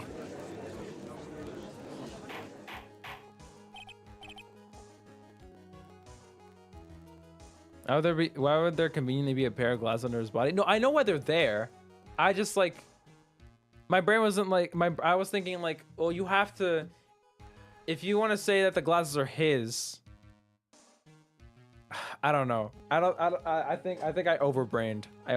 My brain was thinking like, he spent time drawing the name in the sand, but he doesn't know the name yet, or we can't prove that he knows the name. So by that line of logic, I was like, okay, it is his glasses, but we don't know that he's lifted the body. Right? We have to prove that he's lifted the body up first. That's what I was thinking. Anyway, I digress. Order. Now, wait a second. Hold on. I didn't confess or confirm to anything. Your Honor, I think the answer is quite clear here. As he fell, Dustin Prince grabbed the culprit's glasses. The culprit knew that he had to find his glasses and search frantically for them. What he didn't realize was that they were under the victim's body. And that's why it took him 15 minutes to make that call. Huh. But Mr. Wright, are you indicting the witness as the real murderer? Of course. That is precisely what I'm doing. Oh!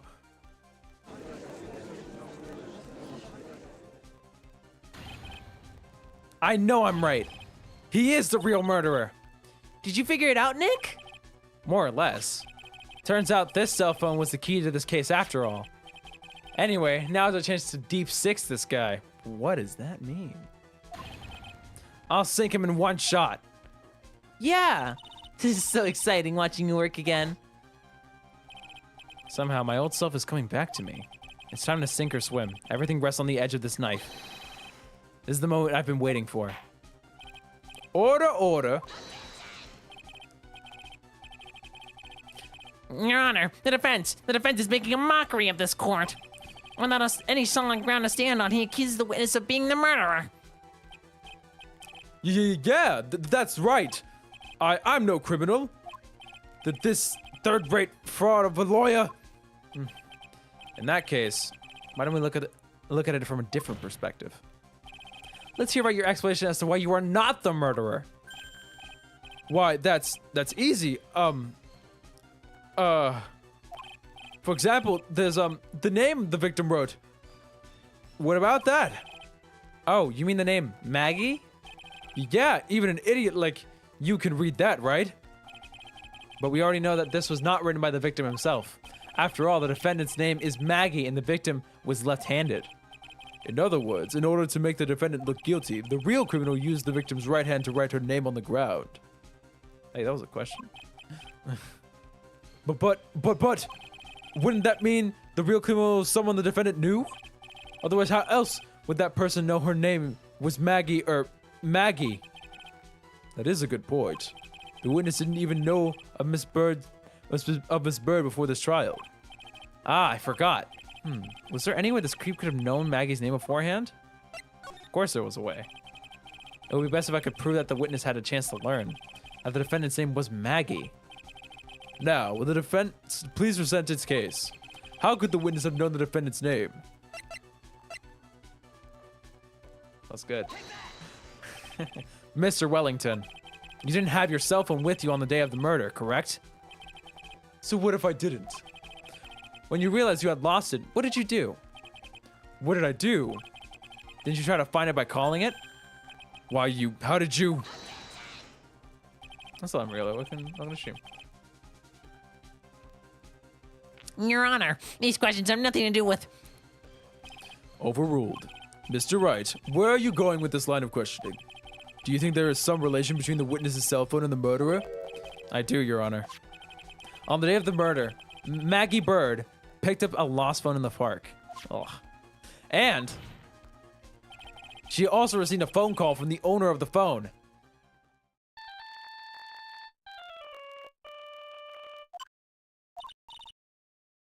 Hello? Oh, thank you. I've been searching for my phone. Is this yours? Oh, I'm glad you called. We can meet up and I can give this back. I'll be right there. I'm sorry, I didn't catch your name. You can call me Maggie.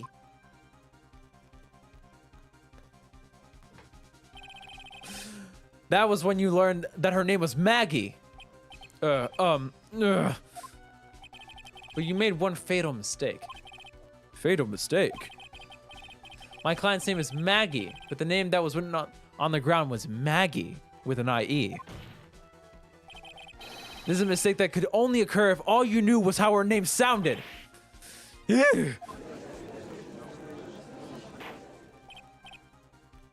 Order.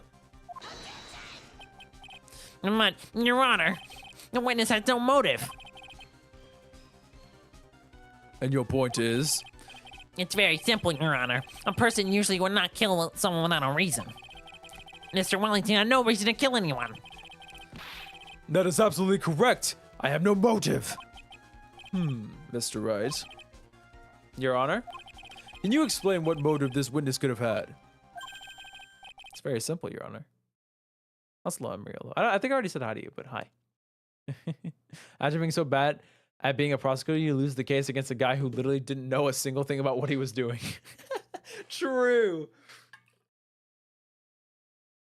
You lost to an AI lawyer, man. Come on. All right. Very simple, Your Honor. Are you sure, Nick? If I said I can't offer an explanation, then the trial's over, right? Yeah, but...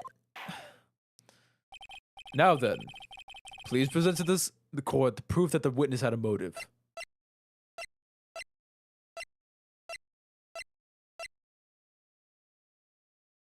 I think we all know. Mr. Wellington's motive is right here. What is this? A list?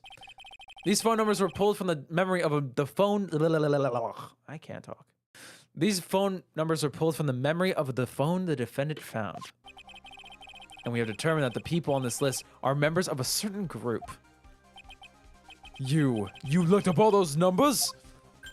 Of course. This list of phone numbers was stored in the cell phone's memory. The names and numbers belong to people who are members of a certain con artist group. What? Con artists? Can you explain why these numbers were on your phone, Mr. Wellington? This is an outrage, an invasion of privacy. Looking up the phone numbers on a person's phone is worse crime than murder. You're one of those people. You're just like the cops who written a brilliant honest law. Oh God, I do not care. I don't care, Mr. Wellington. What he said. Shut the fuck. Anyway, all I want for you is to tell us what this list is about. You think any of you, know what it is to be a refined man such as me? Your Honor, this is an unjustified badgering of the witness. Objection overruled. Mr. Wright, what is the meaning of this? Why would the witness have the numbers of a group of con artists on his phone? Isn't that obvious? The witness is.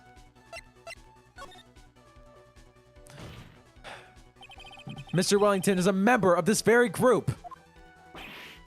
No! All of your friends' phone numbers are stored right here on this phone. If anyone were to look into these phone numbers, it will be all over for you.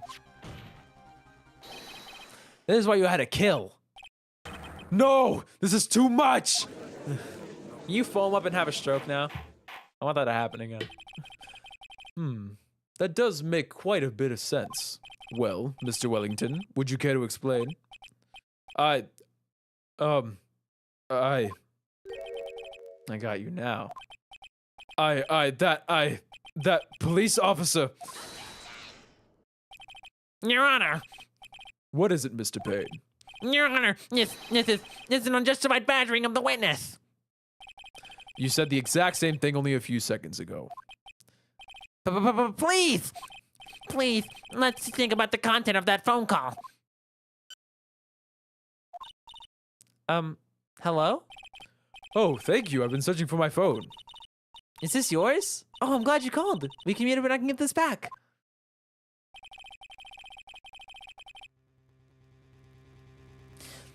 The defendant had already promised that she wouldn't return the phone. After that, all Mr. Wellington had to do was meet Miss Burnett to get his phone back. Why then would he need to kill anyone? That is a valid point. What does the defense think about this? If you think about it logically, then it makes sense. Then maybe we should be thinking outside the box. Yeah, if we think like that. Let's see. Maybe that slime ball saw something at the crime scene that made him commit murder. Your thoughts, Mr. Wright?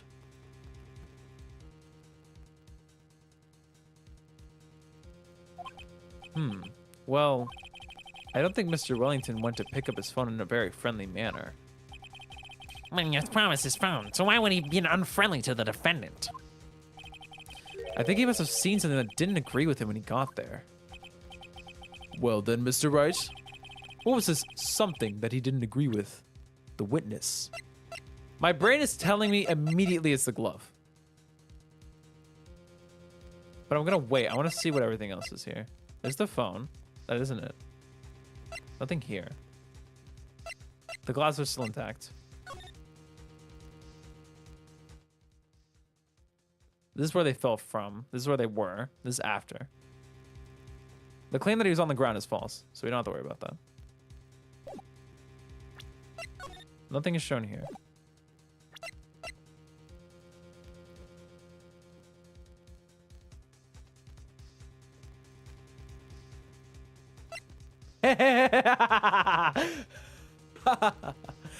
Phoenix's business card. It's a business card. I handwrote my cell phone number on the back. This was in possession of Maggie on the day of the crime. If I'm not mistaken. The witness saw this. Mr. Wellington, is he correct? By the expression on his face, I would say that wasn't it. Oh, okay. Okay, well, I'm sad now. Man! Aww. I thought I had it. All right, well, it's this. I thought it was so smart, too. Oh, I thought he was scared of getting caught. I don't know, man. I think I jumped too hard on that one. I was right on the glove. I should just went with what I thought was right. I'm so sad. I thought it was so smart, too. Anyway. The witness saw this. Debbie, be careful. You're going to lose. Shh. I'm fine. Shut up. Mr. Wellington, is he correct? Oh, what? Okay, wait. What is the name? Is it like being a police? It's his uniform. Oh, okay. I'm stupid. So do I present him? Yeah. What Mr. Wellington saw was the victim. Shh. I got this, guys. Shh. Shh. I don't fumble. I'm not losing. The victim? You mean Dustin Prince? Dustin Prince had gone on his date right after his shift was over. With no more time to change, he went to the park still wearing his police uniform. Oh! The girl that picked up my phone is with the policeman. He couldn't have known they were going out, so he began to worry. He was afraid the policeman would ask a few questions before returning the phone. If I do anything suspicious, he might run a check on my phone. In his mind, it was possible that he had already run a check on the phone. Ugh, I can't talk. And he went into a panic? Is that what you're saying? Exactly. Officer Prince was murdered simply because he was in uniform. Mr. Payne, do you have any comments? I'm thinking. It seems the truth has come out at last. The witness, Mr. Wellington, you are.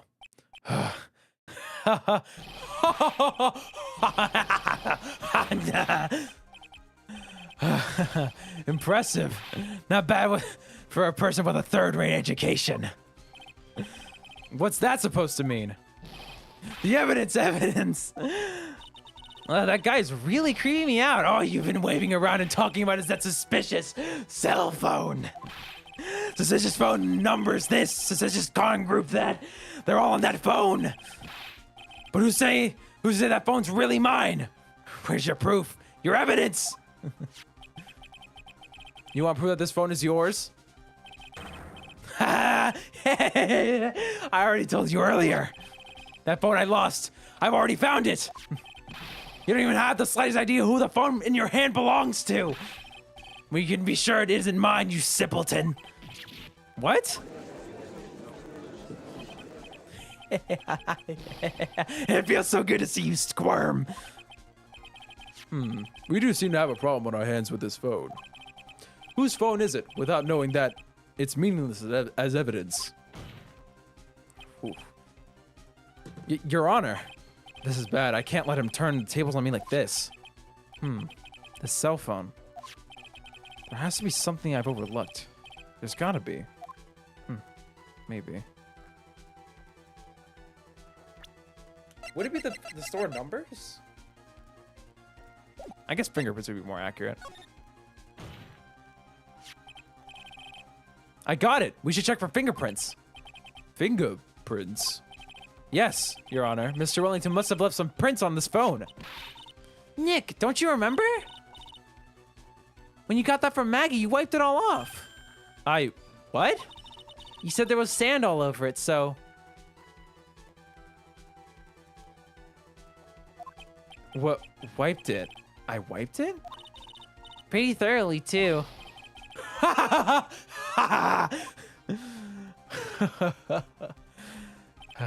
It's so much fun watching a third-rate trash babble like morons among themselves. He's made a complete recovery.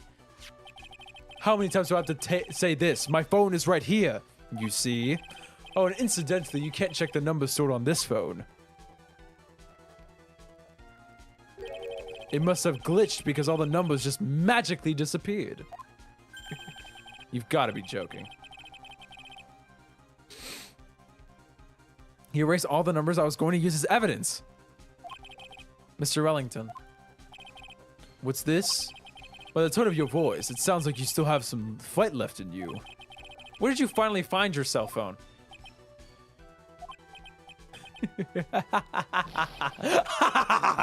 Oh, you're too much. And of course, you have no idea what I'm talking about.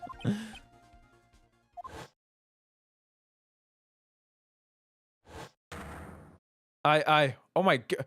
Now I remember.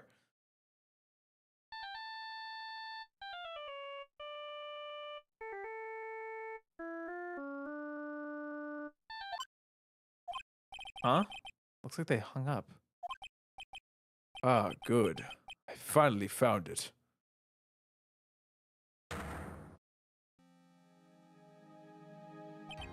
So that's when.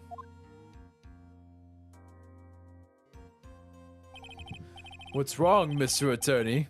What's the harsh glare in your eyes?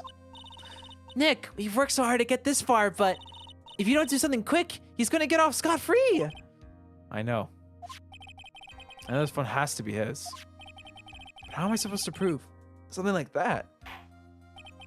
Mr. Wright, if you cannot prove who the owner of that cell phone is, your indictment has no basis and therefore no power. It looks like you came up a penny short. Where did I go wrong? Don't blame yourself. You're merely a third-rate lawyer. You only made one big mistake. Who are you? What are you? That's something you haven't figured out for yourself yet. Who I am? The court hereby concludes the cross-examination. That will be all. I'll have to bid you gentlemen and ladies goodbye. I have a reservation at that ultra-fancy restaurant on the upper side of town. Thank you for your assistance. You've had a stressful day, so please, bon appetit. What am I supposed to do? Am I supposed to just let it go at that? Please wait, Your Honor. All right, Nick. I think I may be able to prove it.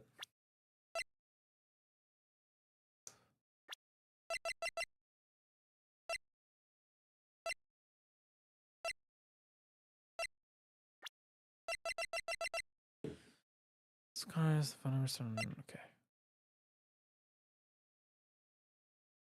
The number. This is it. This has to be it. It's the number. I think I may be able to prove it. Prove it? Prove what, Mr. Wright? Everything. What happened is he knocked us unconscious and swapped the phones. So he has our phone, is what I'm gonna guess. Your Honor, the cross-examination has already ended. Besides, the defendant is going to badger the witness with more innate questions. You will not harass the witness. Is that clear, Mr. Wright? Did you hear that? No harassment allowed, Mr. Attorney. Please, Your Honor. Very well, but this is your last chance, Mr. Wright. You may present one piece of evidence to the court. One. I only get one shot at this. If you cannot prove everything, it is over. For your client and for you. Do you fully understand? Yes, Your Honor. Oh. I'm sure you are well aware, Your Honor, but the cross-examination period has ended. Were you paying attention, Mr. Payne? I said that Mr. Wright could present only one more piece of evidence. Oh. Now then, Mr. Wright, this is your last chance. It all comes down to this. It's go time. Please present the one piece of evidence that will explain everything. Oh, sorry. Please present the one piece of evidence that will explain everything. It has to be the business card. Why, thank you. How nice.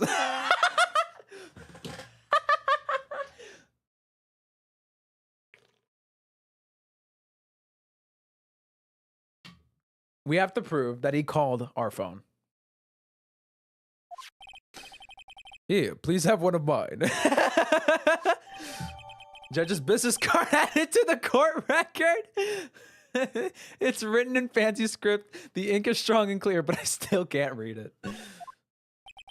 Wait, what am I doing? This isn't time to be exchanging business cards. Your Honor, there's something very important about that card, and that is...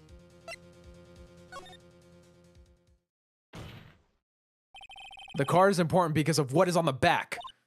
You wrote your cell phone number on the back, but that's exactly it. Can you please call this number from your cell phone? Huh? Right now? But court is still in session. I can't be snapping the girls. It's okay. You'll see.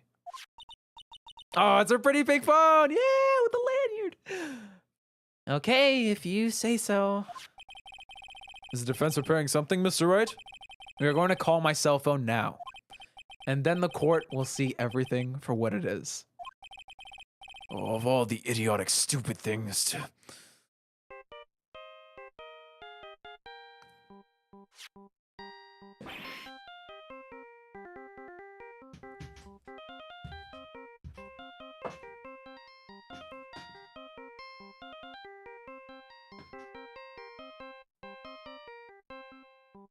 That shit slap.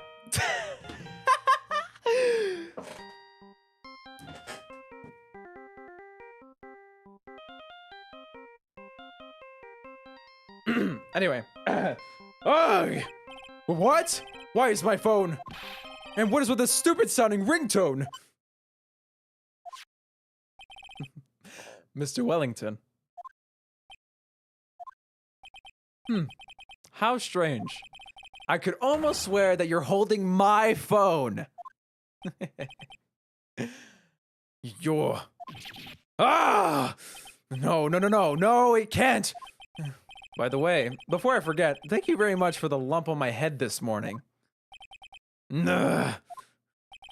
I don't think I need to explain any further, except to say, when you went to retrieve your cell phone, you mistakenly took the wrong one.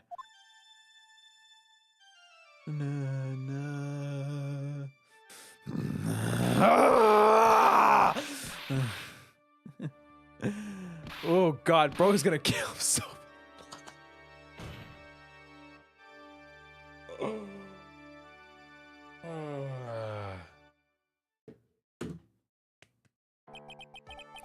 So that is what happened. You were knocked out by Mr. Wellington.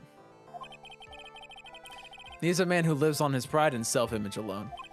And in order to hide his involvement with the con artist group, he has become paranoid and has lost all ability to make rational judgments. And Mr. Wright, the phone you're holding. It's Mr. Wellington's naturally. Speaking of that man, how is he, Mr. Payne? Was arrested and has been taken away, Your Honor. Very well. Now then, this court finds the defendant, Maggie Bird, not guilty. Hell yeah, hit that salute, girly. That is all. This court is adjourned.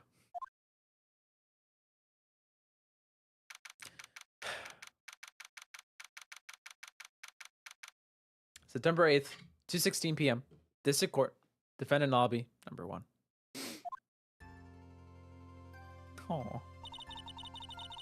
I knew that the real you would shine through eventually.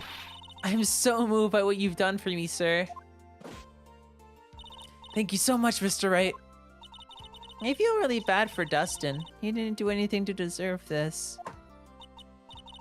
That's probably because of me. Huh? My whole life has been nothing but a whirlwind of bad luck and failures. Your whole life? It can't be that bad, can it? Since I was 6 months old when I fell from the 9th floor of my apartment building. I've been hit by all sorts of vehicles, gotten sick from all sorts of foods, failed at almost every test I've ever taken, experienced almost every kind of disaster, and never won or even tied at a game of tic-tac-toe. Aw, I'm sorry. I'll start middle for you. My life has really been nothing but a string of disasters. That is pretty bad. Up until I went to college, and I was known as the goddess of misfortune.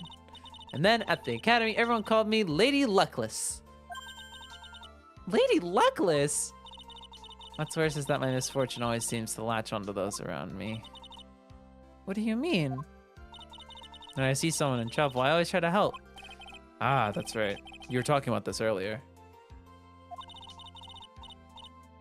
It happened again recently too, sir. There was an old lady pacing back and forth by the pedestrian crosswalk.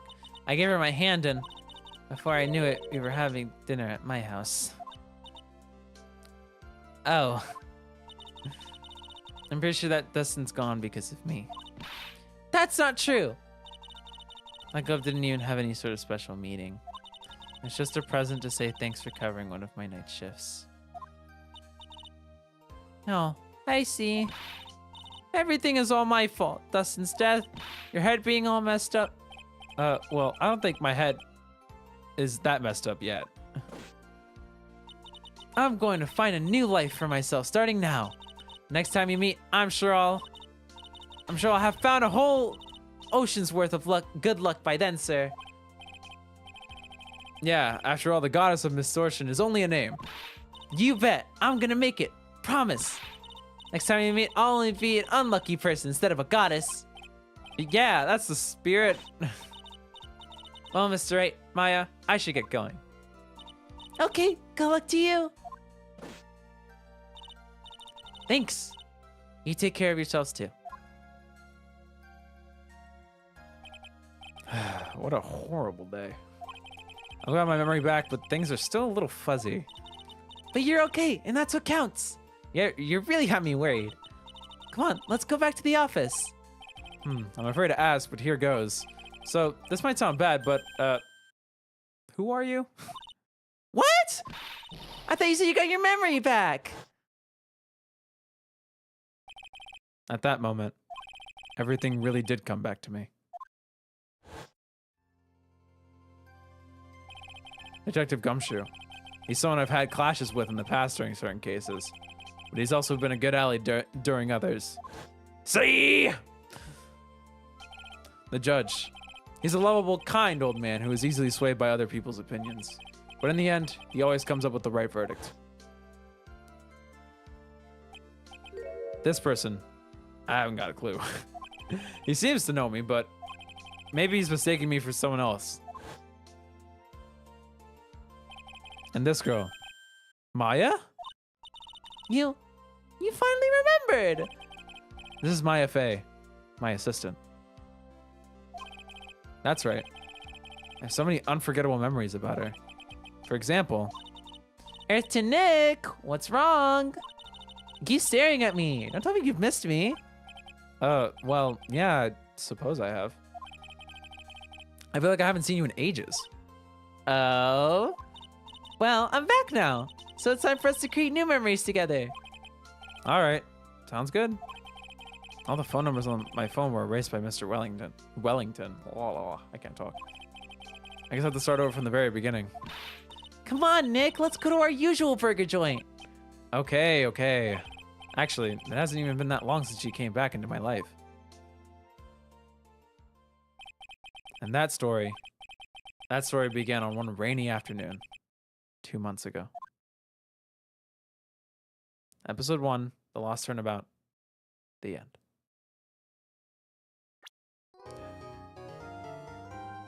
A brand new episode has been added. Episode 2, Reunion and Turnabout. Okay. Let's take a little mini intermission break. Let's just do a little stretch. Oh, hello.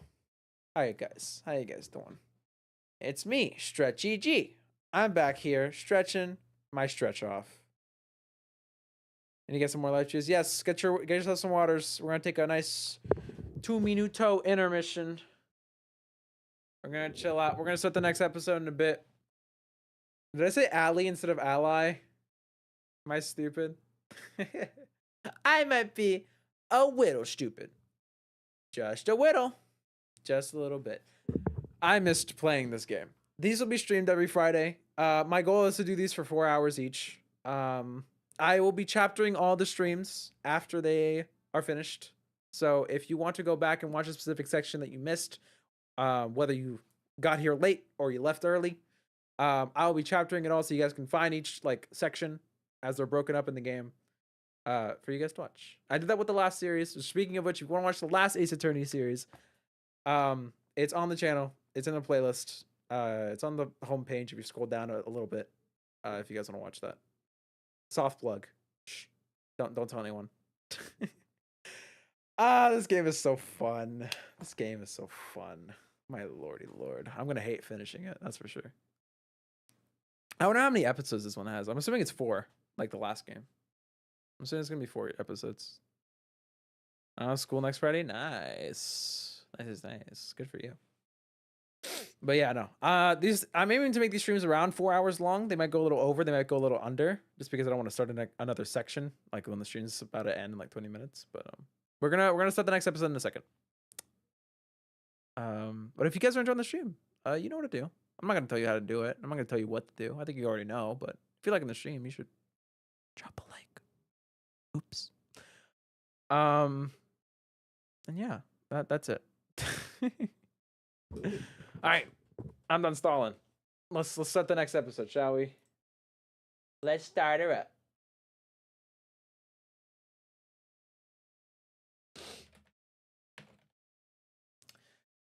All right. Okay. Brand new episode has been added. Let's go. Of course I like to save my goddamn progress. Come on, man. All right.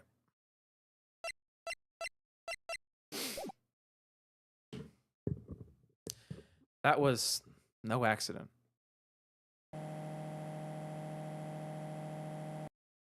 I was drugged with sleeping pills. I was murdered by that person.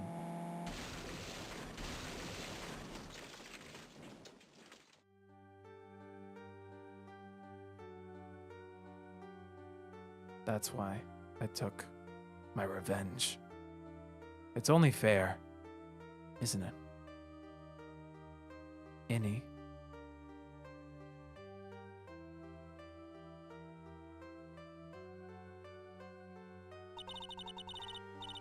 I finally get to see you again and... It's not your fault. You didn't do it. No, I did it. I killed that person. But that wasn't you. Doesn't matter. It might as well have been me.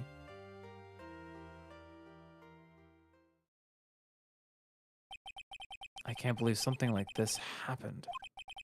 The events of that gloomy, rainy afternoon that started this whole mess. I keep playing through my mind. Oh, sorry, keep playing through my mind. You get the point.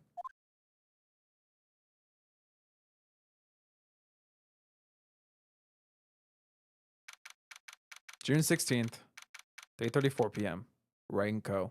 Law offices. If anyone who didn't catch it earlier, this is a flashback. This is before the events of the episode we just played. This is in June. The last episode we played was in September. This is around the time Maya came back from her trip. If you don't remember, in the last game, she took a train and went on a spirit medium training trip thing for a few months, and she returns around the time of this episode. And apparently she committed a goddamn crime again. God damn it, she's never beating the guilty allegations. Rip. Anyway, let's go.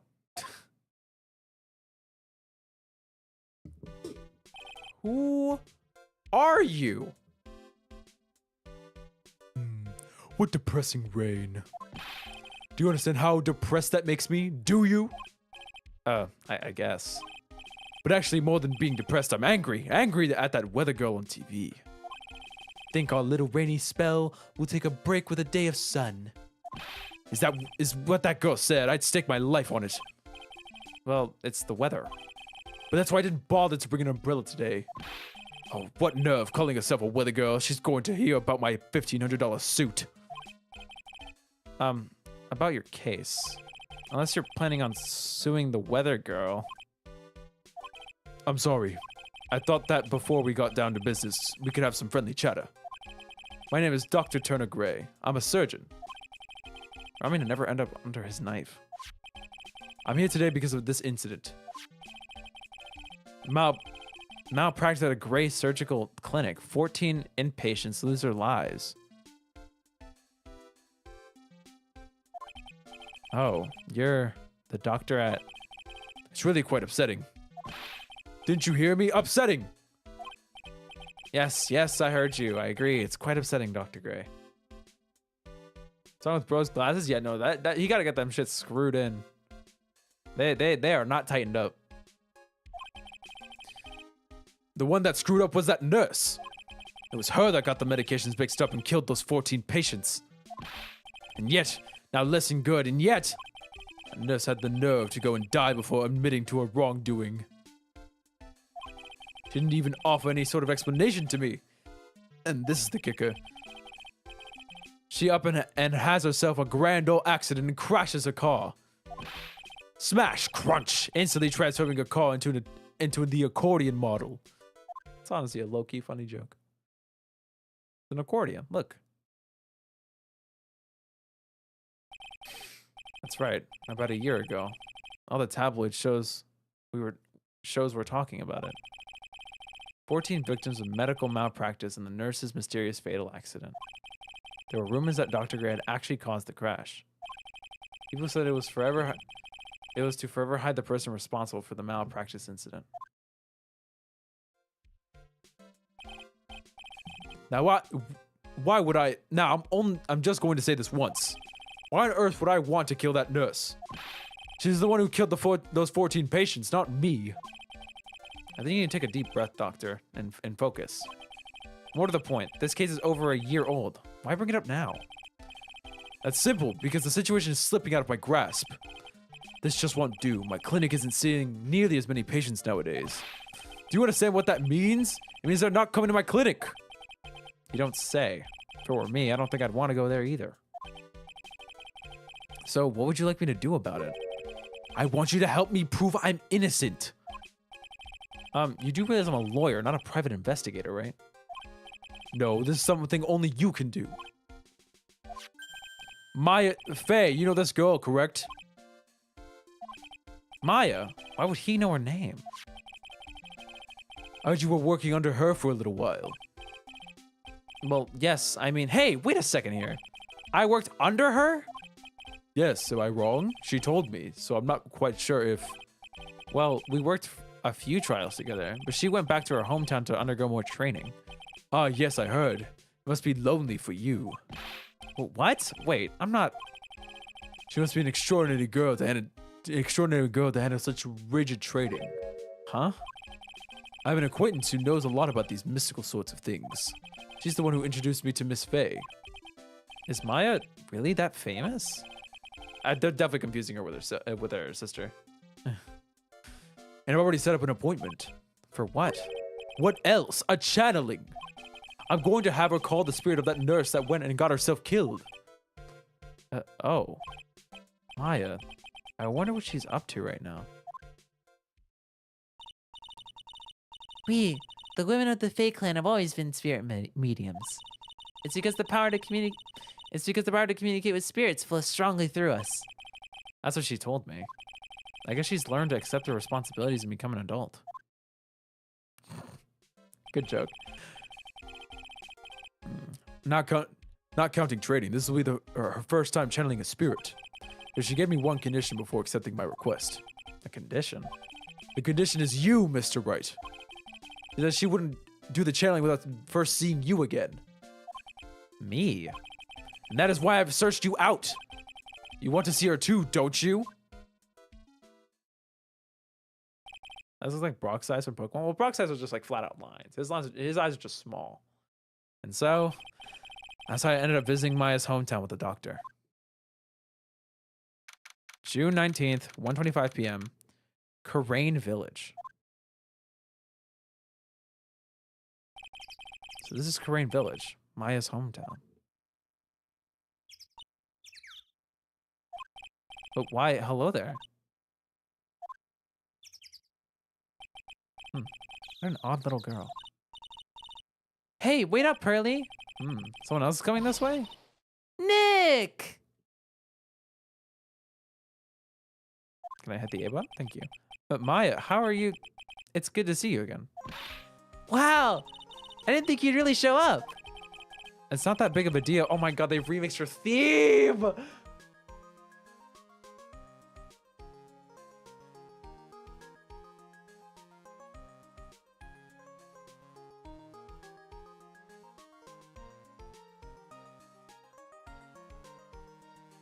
They remixed her theme!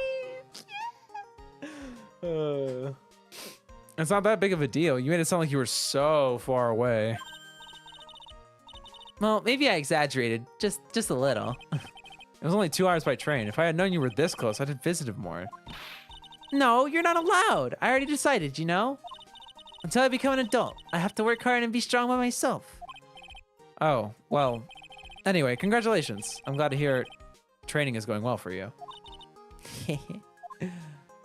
I miss doing this. Well, first, let me clean my spectacles. They're a little dirty.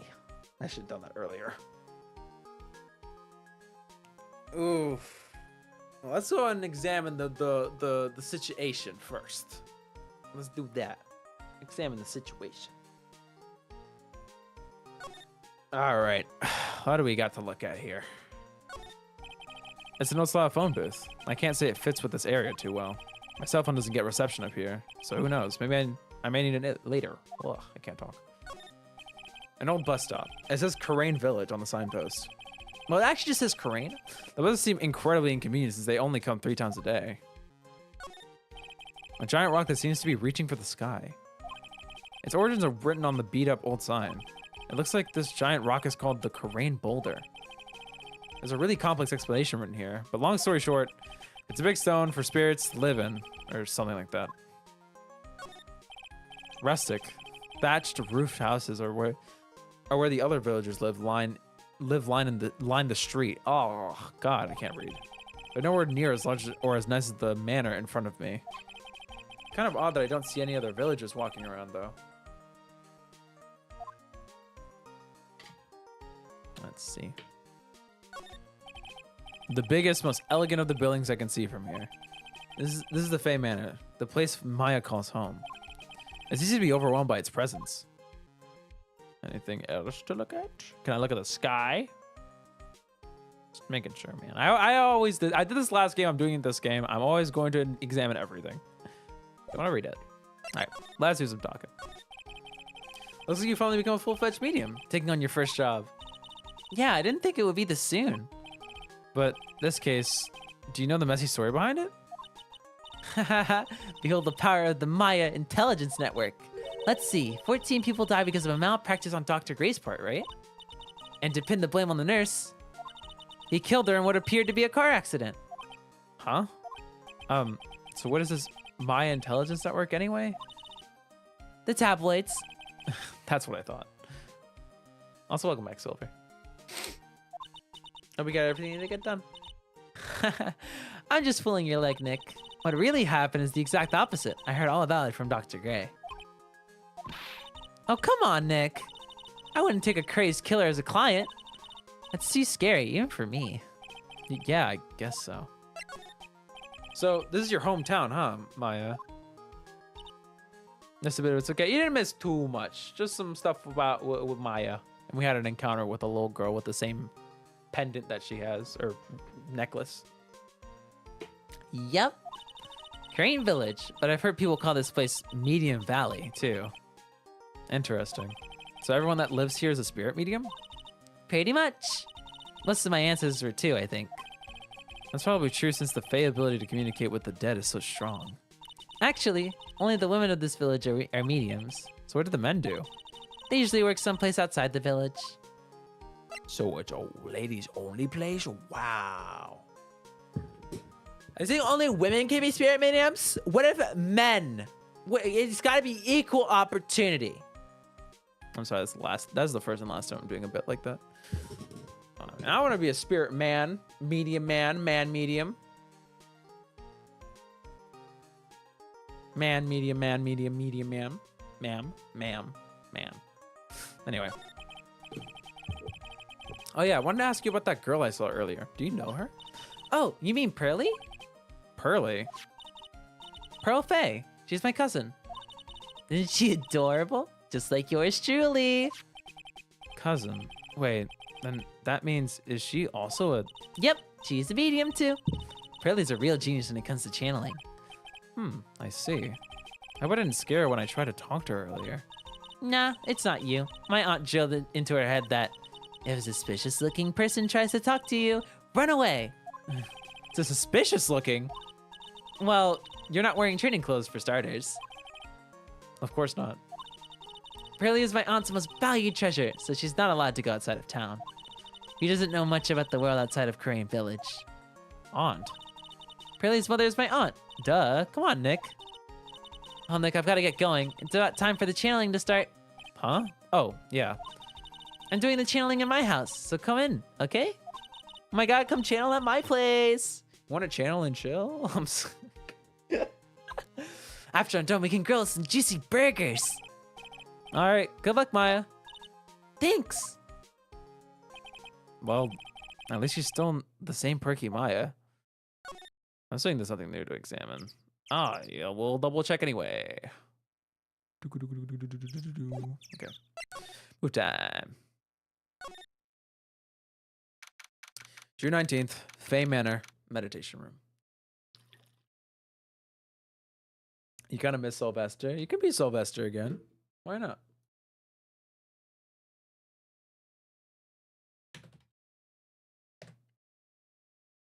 All right. Ah, Mr. Wright, I'm so glad you showed. Some nice weather we're having today. Aren't you happy?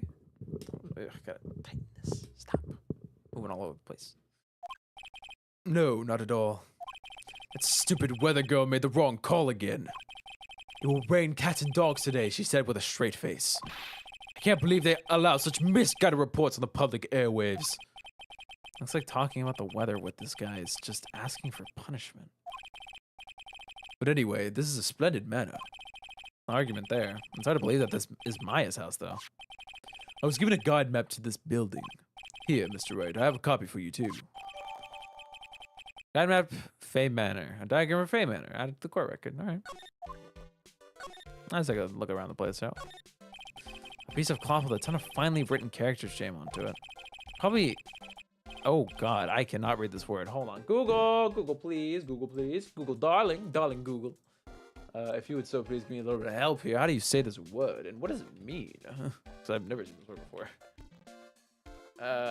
Pronunciation. There you go. Okay. All right, Google, hit us with it. Hit me with the... Hit me with it. Esoteric. Esoteric. What does that mean?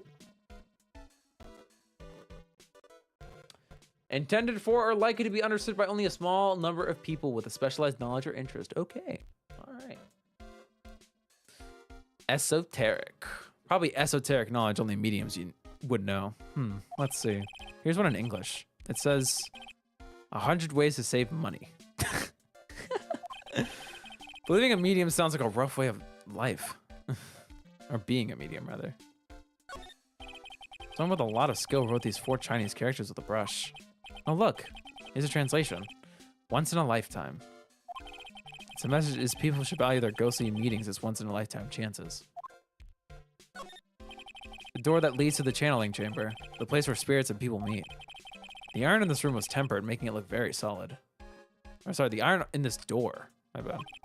It looks like there's a strong lock on this door to top it off. Let's see. Anything else to me to look at? Anything else for me to look at? This door leads out to the winding way. The weather outside looks really nice. Nothing. All right. Let's talk to the guy. Gray, my bad. Dr. Gray. What are you gonna do once the nurse's spirit has been called? Isn't it obvious? I'm going to have her write a signed confession. A signed confession? Yes, a confession. Pay attention. I'll have her write this. 1 year ago on May 2nd, 14 patients died due to my negligence. And then, on May 24th, I fell asleep at the wheel and died in a car accident due to my further negligence. I'm sorry and I apologize for being negligent. That's what I'll have her write. With a confession, the rain falling on my soul can finally stop. Oh, I see. So, how did you hear about Maya Fey? I heard about her from an acquaintance, a girl studying the occult at the college. That girl introduced me to this village. This is the home of the Kurain School of Channeling. The home, huh? And Miss Maya is the daughter of the master, I hear. Master? Anyway, do you see that door? That's the room where people and spirits meet. Miss Maya's aunt is in there right now. Would you care to meet her? I mean, okay, sure.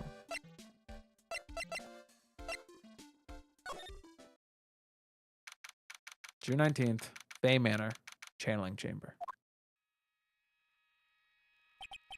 Wow. There's a strange atmosphere in here. These flickering lights. I guess they're candles. Good sir, who might you be? I'm my name is Phoenix Wright.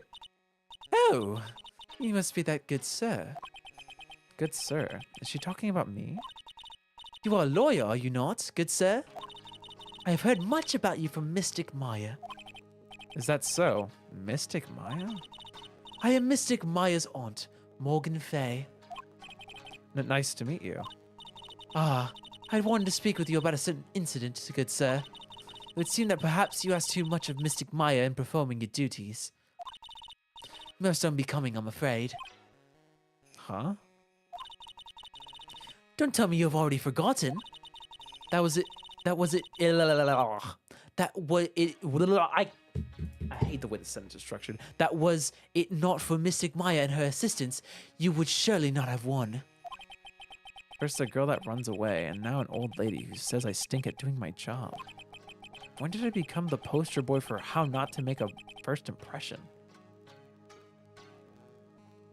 She's too old to pass. I hate you people, guys. She's just a lady. Leave her alone. The past is the past, though. Let us speak of the present now.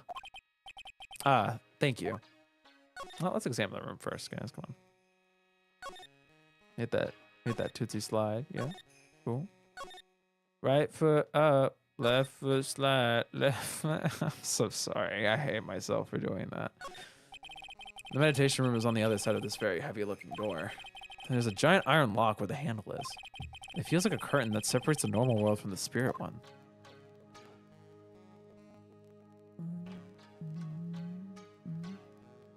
Anything else to look at? And I didn't say you have to simp. You don't have to say, like, just don't. You don't have to say anything at all. This is where the medium sits, I presume. There's four panels. Blah. There are 4 panels of this flooring. The straw on the flooring feels a little damp, probably from the humidity in the air.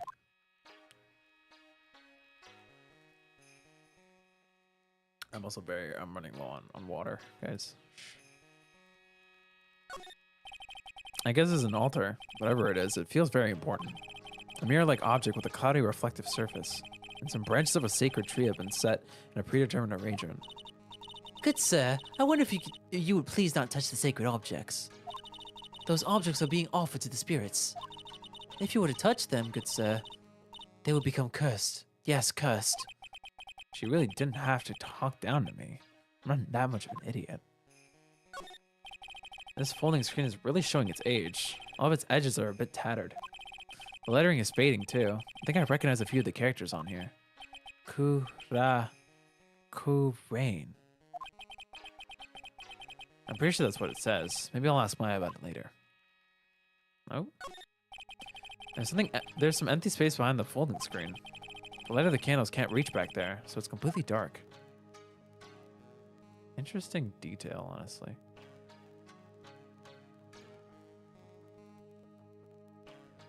Alright, I don't think there's anything else to look at. I want to do one more scan on the left side. I did that. No. Okay. So, why do you add Mystic to Maya's name? Isn't that a little strange? Good sir. Yes? How dare you be so rude and disrespectful towards Mystic Maya? Also, Yeah, my ears, stop itching. I don't like when it does that. I'm sorry. She must be addressed by her proper title, good sir. You must call her Mystic Maya. So about Mystic Maya, It is the blood. excuse me? Blood? Mystic Maya carries the blood of the master. In actuality, she is the only one remaining. Only one remaining? What's that supposed to mean? Mystic Maya is the last of the rightful heirs to the Kurain channeling technique. Okay, then where do you stand? That is a little more complicated. Although a woman of the Fae clan, I am merely a member of the Branch family.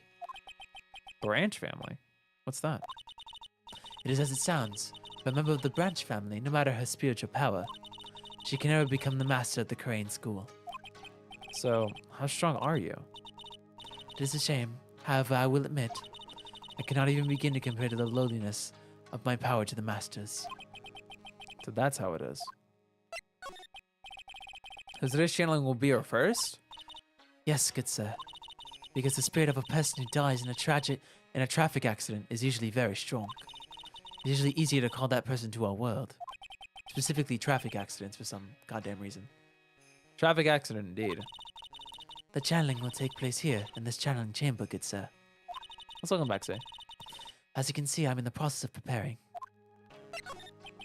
So, this is the room. This room is the channeling chamber? The place where a spirit medium speaks with those who have been departed. Oh, have departed. My bad. I don't suppose you'd mind if we observed the session. Do not even think of such nonsense. Only the medium and the client may enter here. Oh. The secrets of the Kurain techniques cannot be seen by just anybody. I never stopped Maya from doing it in front of me before. It is also for your safety, good sir. Something were to go wrong. That is why, while channeling is performed, that heavy door is securely locked. Oh, that's what that lock is for. Oh, yes. I wonder if you have yet to meet Pearl, good sir. Pearl? She's an adorable, angelic young girl. Oh, that odd. She is my daughter. Now then, what was it you were about to say? What a cute daughter you have. A pure heart that knows not of the evils in this world is a powerful thing, good sir. Please refrain from affiliating with her, I request. Well, it's not like I had the chance to anyway. I must insist and stress that you not let it occur. Okay, I get it. Alright, I guess we're done here. Time to book. To the Winding Way we go. June 19th, Fay Manor, Winding Way. Wow, this garden is really breathtaking. Someone put a lot of love into it. What is that over there? Is that an incinerator? It's a little out of place in a garden like this. It's a small incinerator. I don't think garbage trucks come all the way out here to tiny villages like this. So every family has to burn their own trash. Looks like there's a room over there too. A peaceful feeling is emanating from it. It's a really old urn. The ashes of a person long dead are inside. Looks like something with a long history. Other than that, it's not very interesting. So time to move on. Anything else? Anything else to look at? Anything else to observe? A splendid garden with a small lamp and traditional decorations. It's a bit small to walk around in, although an incinerator piques my curiosity. I don't know why he's so on about this goddamn incinerator, man. It's not that deep. All right.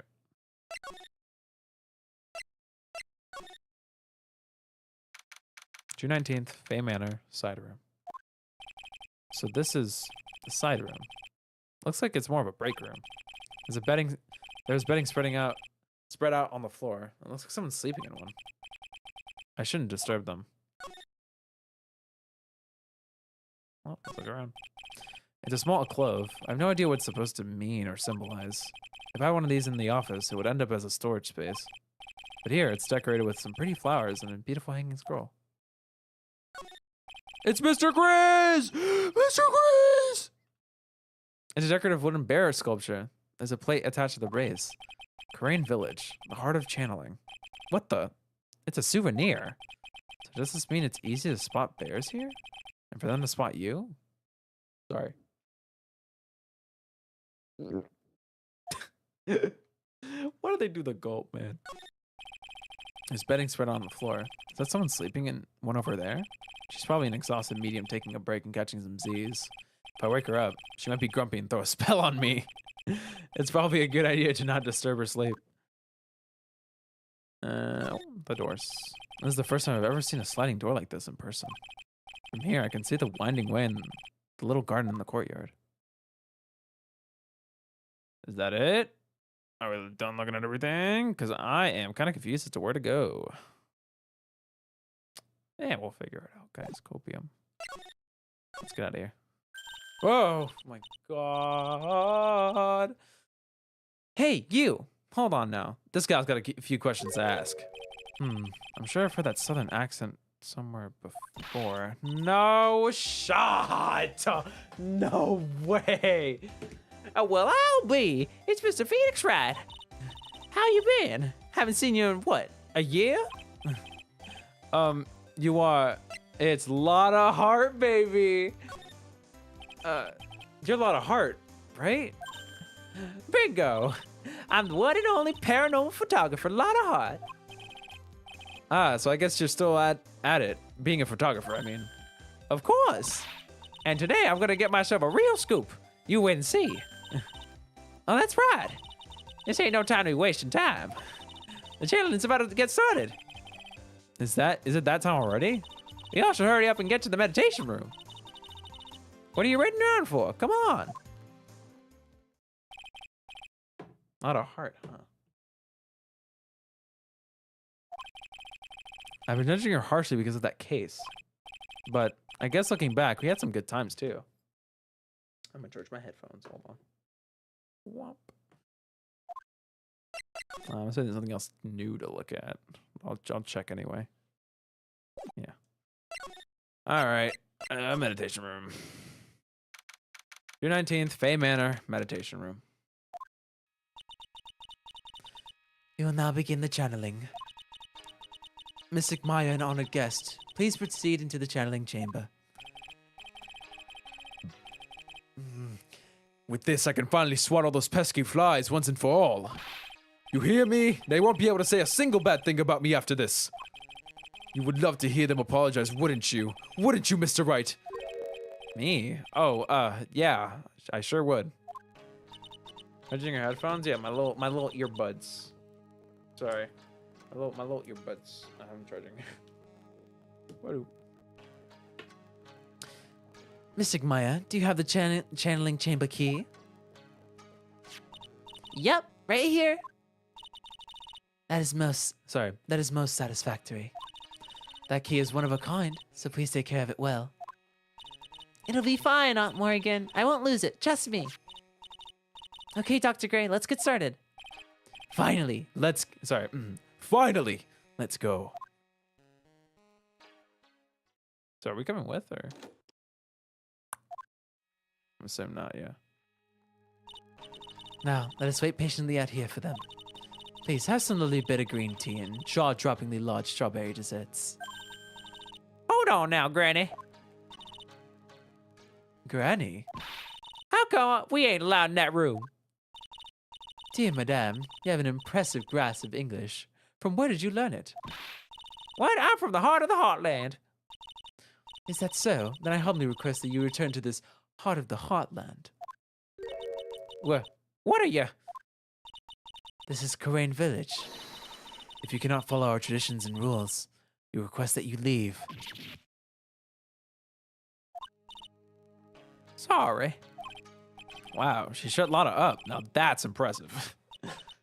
Now then, let us wait.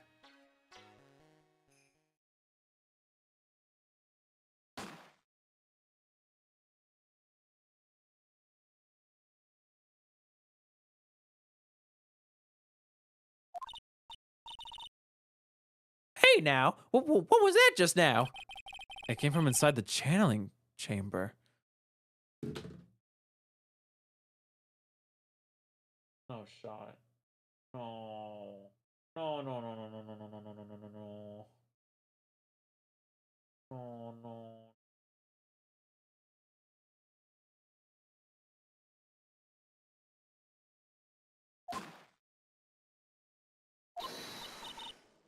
Hey, that's a gunshot. Excuse me? I've heard that sound before. It's a gunshot. I'd bet my afro on it. But Maya's in there. Miss Faye, what should we do? Yellow-bellied chicken liver, what are you waiting for? Kick it down already. But the key. That key is one of a kind. In this world, there's only that one. Even I am powerless to open that door. There's really no other way. All right, stand aside. I'm going to break the door down. Wait, please. That's sort of recklessness. Yeah, now that's what I call being a man.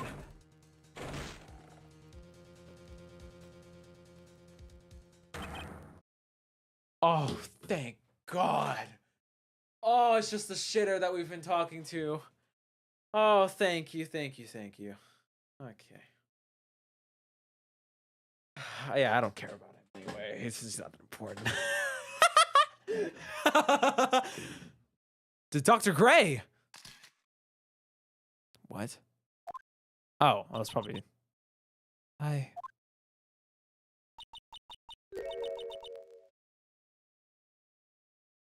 was murdered. Maya? That man murdered me. So I killed him. What? Lotta, at a time like this? Times like this are perfect for sapping up shots. But anyway, what's going on here? That gal, is she Maya? Step away from there. Please leave this area to me. Go quickly and inform the police. But, Hurry, before there are more victims here. Hey, let's go, city boy. Leave this to Granny.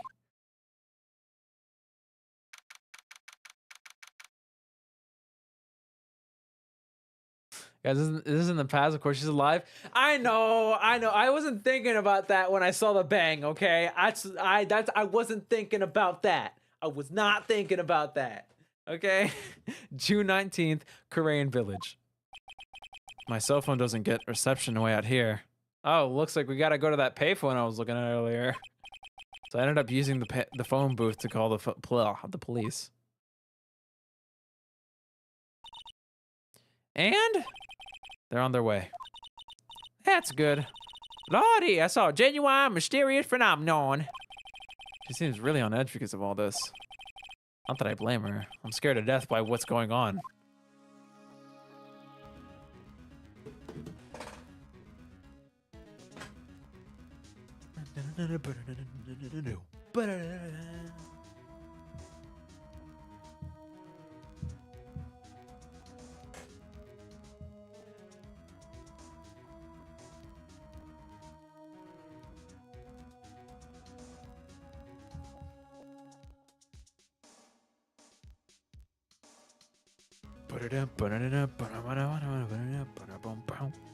Sorry, this is like probably one of my favorite themes in the game.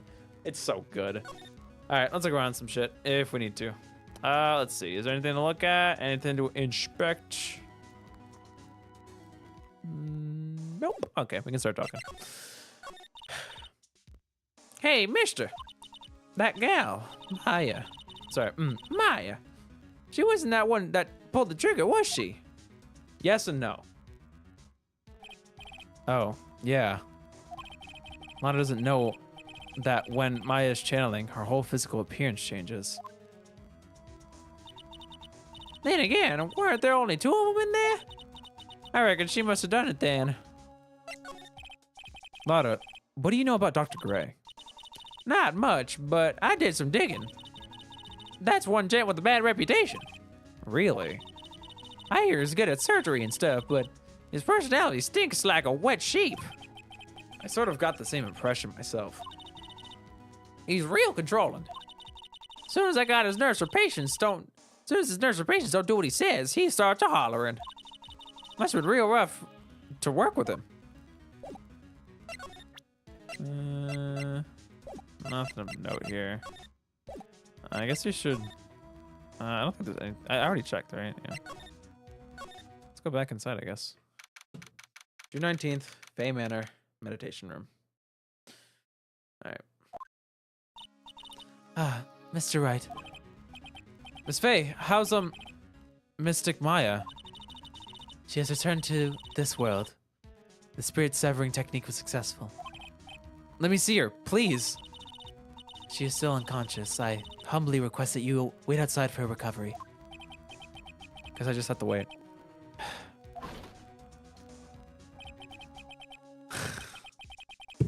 The goats! The police are here. Sorry to keep you waiting. Huh? You again? What are you doing all the way out here, Detective Gumshoe? It's actually kind of funny. I was in the area for a business trip, see? Well, time to check out the crime scene. I'll have to question everyone here later on. So just sit tight, all right? Why is he grinning at me? Shall I show you the scene of the crime, Detective Gumshoe? Gumshoe. She said Gumshoe. My name isn't Gumshoe. The two of them went into the channeling chamber. I guess all I can do for now is see what everyone else has to say. Anything to inspect it on? Boom.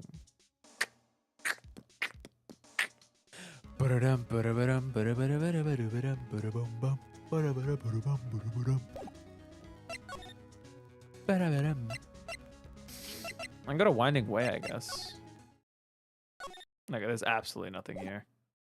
I'm saying there's something in here. June 19th, Fay Manor, side room. I'm pretty sure there was someone sleeping here earlier. Like, how can I help you? Oh, God. Oh, God, I know exactly what voice. Dumb shit.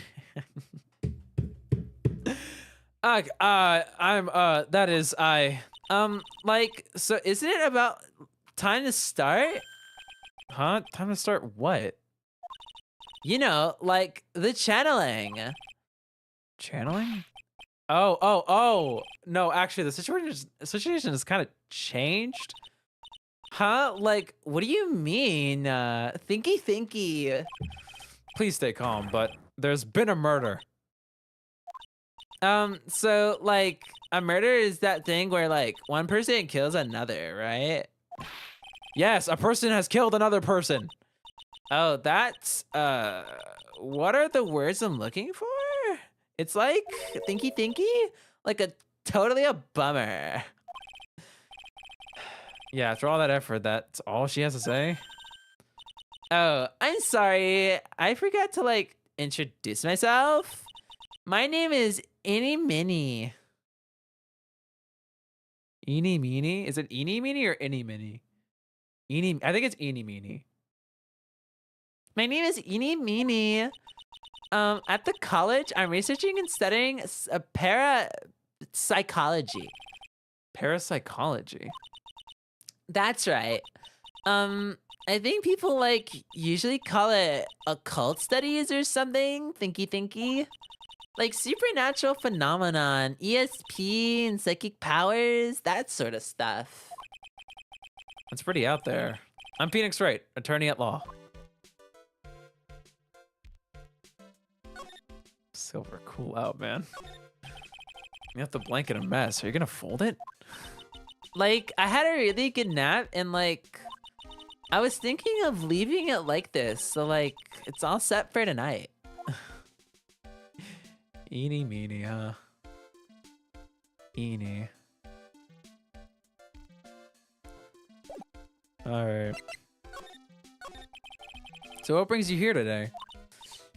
Like, so I was the one who told Dr. Gray about this place. He asked me, like, do you know of a good spirit medium? Dr. Gray did say something about being introduced to this place. Cause, like, talking to dead people and, like, multiple personalities are, like, my thing. I see. Then why were you taking a nap here? Like, I wasn't feeling good. Huh? Oh, sorry. Huh? I'm, like, allergic to sesame seeds. They, like, must have put some in the food they served for lunch. Oh, that doesn't sound fun. So I, like, felt sick and came here to, like, sleep. Silly. I totally feel like I wasted my time because I, like, slept a long time. Thinky. Oh my god, I hate this girl. So you were sleeping here the entire time? Yeah, ever since lunch. So you don't know anything about the murder that took place? Like, what? Oh, that. I, like, totally know nothing. But silly. So, who was, like, you know, killed? The surgeon that requested the channeling, Dr. Gray.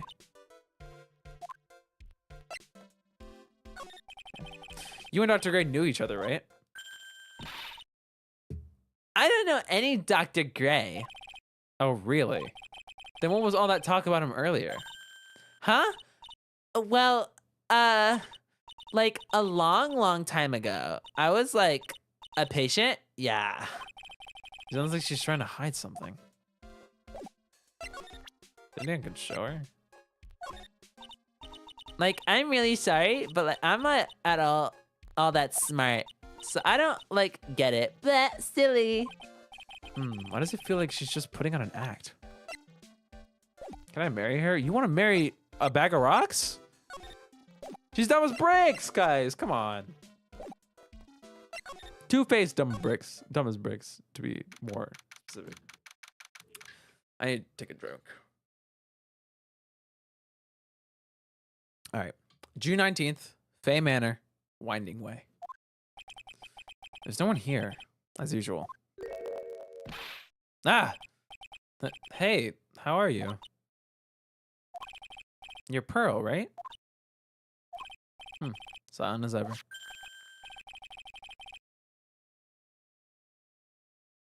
What's that she's got in her hand? I've seen it somewhere before. Anything else new to look at? I was just gonna be like mute or like not talk, so to speak. Right.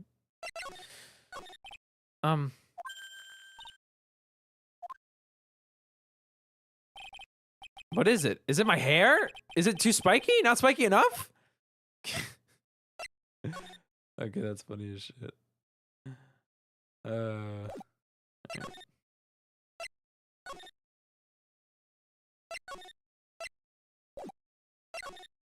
I think now's about the time to go in the channeling chamber, I'd imagine, right? June 19th, Fay Manor, channeling chamber. The police are busily running here and there. I don't see Maya anywhere. Oh god, the Joy-Con rumble scared the shit out of me. Hey, you! Don't touch anything! Look, I really need to ask you some questions. Don't look at me like that, like I'm some sort of uncaring jerk. Tell you what, pal. I'll let you ask me a few questions, alright? Let's see. There's definitely new stuff to look at here. Now we're back to that investigation theme, baby. Oof. Gold classic.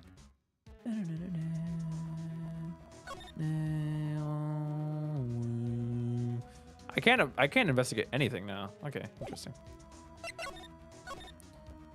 About Maya. I hate to break this to you, pal, but with the way things look now, that girl's the only one who Can't talk. The only one, the girl can't. With the way things look now, that girl's the only one who could have done it. Yeah, only Maya and the victim were inside this room, after all. But Maya is... You can ask more about her later, pal. Right now, I've got a job to do, and that's collecting evidence. Detective Gumshoe looks like a real professional. And yet, something about his expression still looks the same. So, Dr. E was shot with a gun, huh? He was shot in the forehead. But he was also stabbed in the chest with a knife. A knife? Basically, the victim was first stabbed, then he was shot.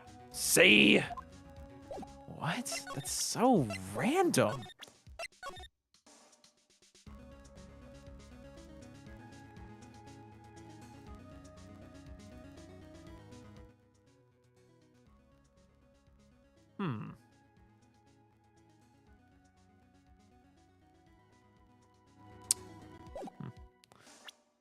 All right. I guess we just leave because there's nothing else to do here. I can't examine anything.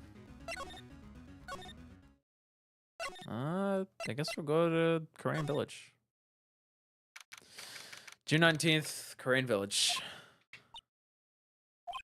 She's probably scared out of her wits after having a murder take place right by her. Lotta? God, I gotta stop putting this freaking controller down. God, don't let it be God, don't let it be me next. Yeah, don't scare me like that. What do you mean? You're the one scaring me. If I weren't so tough, you'd have another dead body on your hands. Mine. I like lost. I forgot her voice for a second. That's my bad.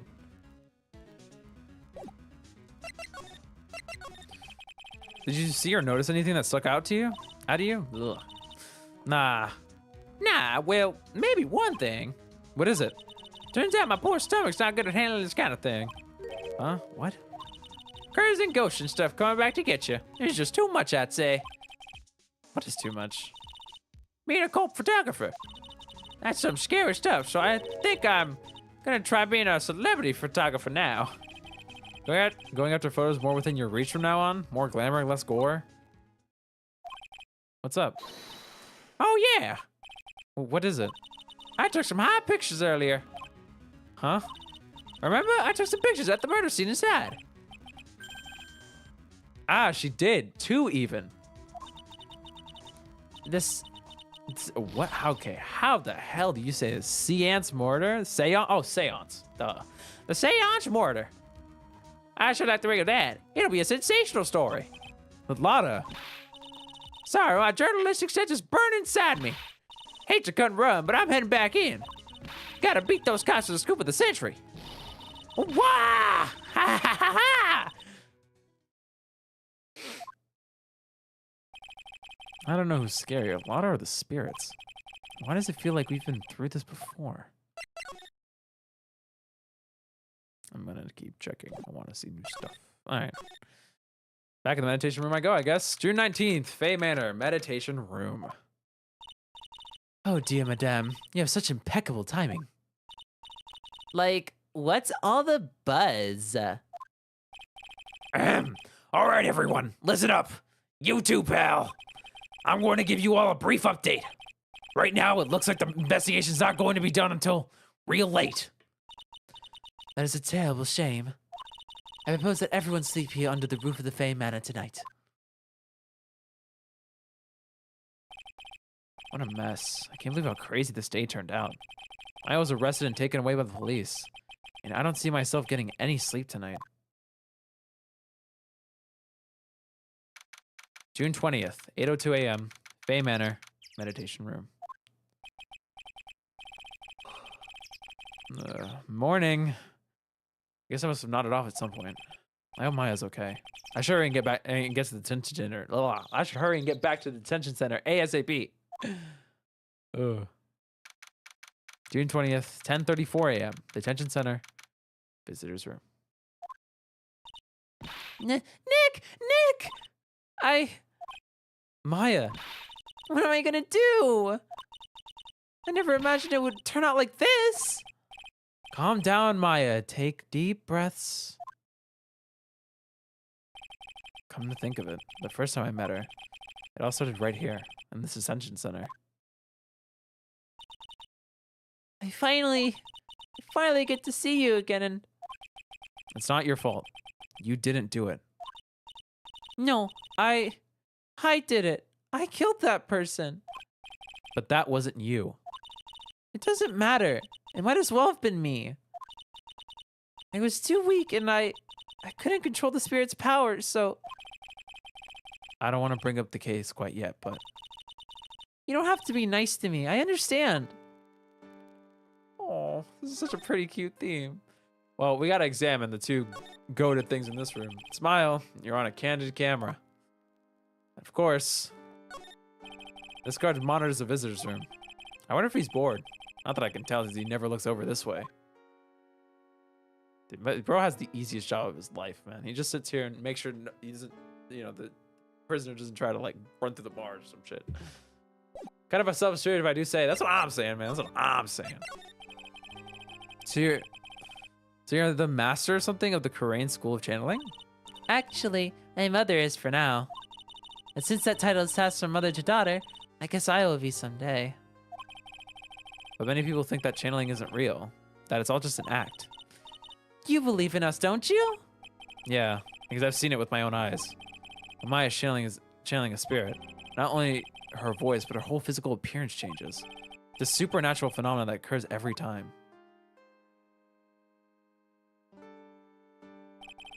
It happened this time, too. Dr. Gray said that he wanted to call it the nurse. So, Maya's body must have taken on that nurse's appearance. What exactly happened in the channeling chamber?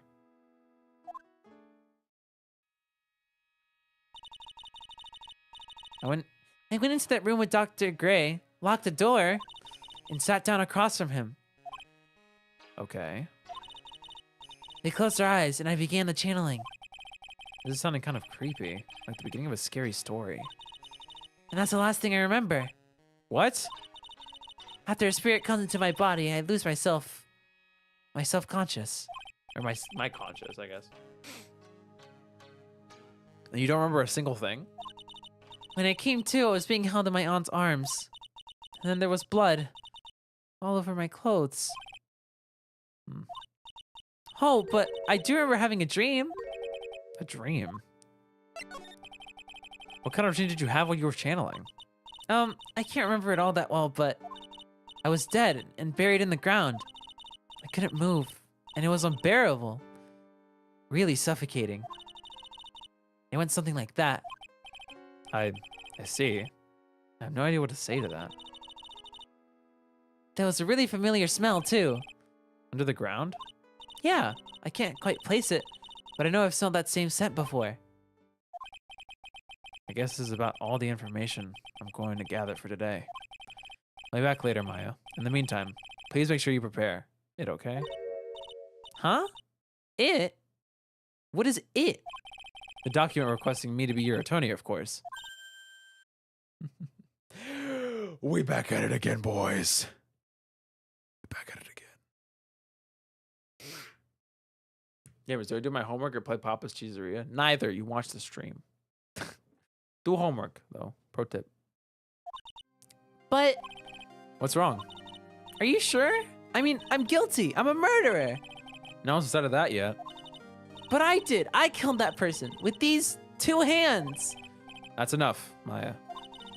It's hopeless. If you defend me, you'll lose. I'm sure. Stop it. Help me. Nick, help me. I'm scared. Don't worry. I will. When's the trial? Sounds like tomorrow. As usual, 0 prep time. All right, I'm going now. Wait. This jewel. This is called a Magatama. A what? It's a magical charm and it's always protected me. Give this to Pearly, and I'm sure she'll lend you her spiritual powers. Maya's Magatama, slightly translucent. It's small, but it has a deep, profound aura about it. Receipt from Maya.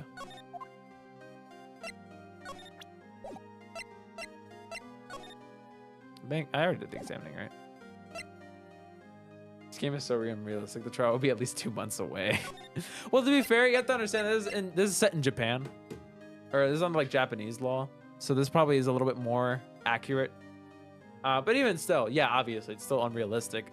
The game isn't supposed to be realistic. Come on, guys. I kind of want to go to Wright and Co. offices, but I'll have to go there later, so I won't go there now. June 20th, Kurain Village. I have to save Maya, no matter what. Oh, Gumshoe is here. This is his theme. It's her life on the line. What in the world happened in that room yesterday? Where's Gumshoe? This is his theme. I know this is his theme. You assholes. Where is he? Oh, it's gone. June 20th, Fay Manor. Meditation room. The meditation room nurtures all mediums, young and old. Even mediums in training, I'd wager. But it's pretty deserted today. Probably because of the murder yesterday.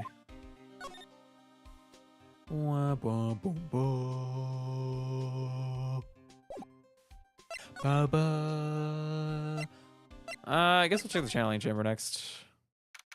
June 20th, Fay Manor, channeling chamber. It looks like Detective Gumshoe isn't here today. I should take this chance and thoroughly check this room. If I'm lucky, I might uncover a clue or two. Okay. Oh, Mr. Wright. Good morning. I'm on my way to go meet Mystic Maya. And I thought to bring her some items to make her feel more at home.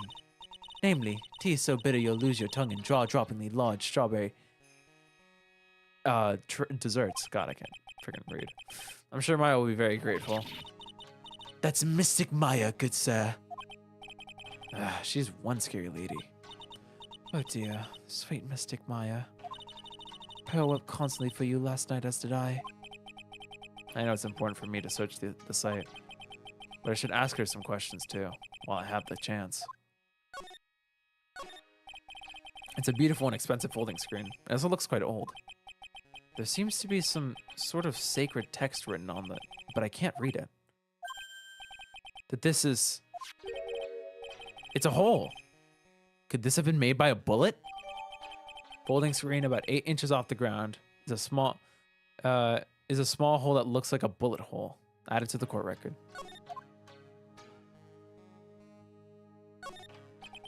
I guess this is an altar. Whatever it is. It feels very important. A mirror-like object with a cloudy reflective surface. And some branches of a sacred tree have been set in a predetermined arrangement. I guess they're used during the channeling.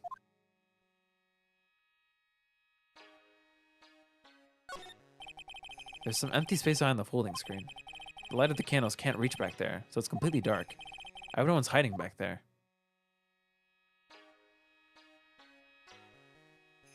Alright. Anything else of note?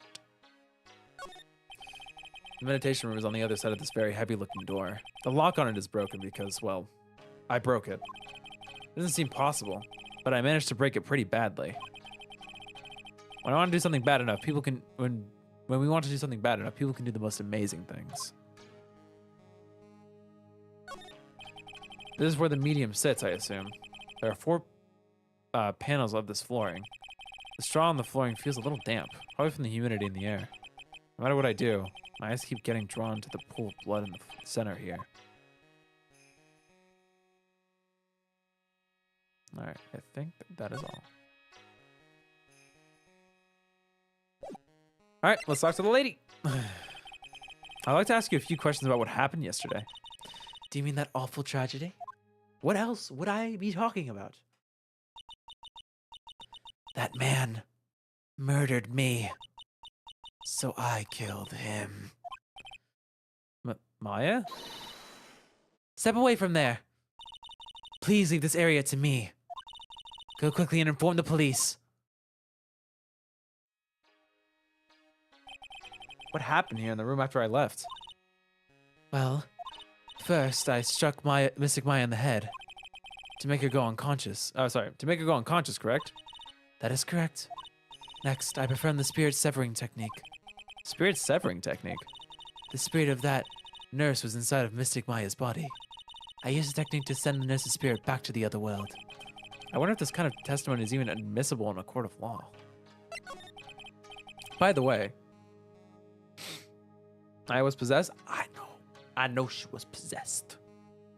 She looked very different. That's how you know she possessed. Or not possessed, but she's channeling someone. So she's basically giving her body up. It's not that she's possessed. I mean, she is possessed. Someone's possessing her body, but it's not possessing in the sense of someone taking over her body. She's more like...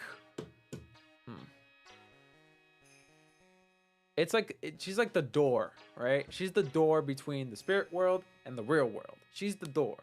Or more so, like the door with the peephole that lets them like look at each other and talk to each other, you know what I mean?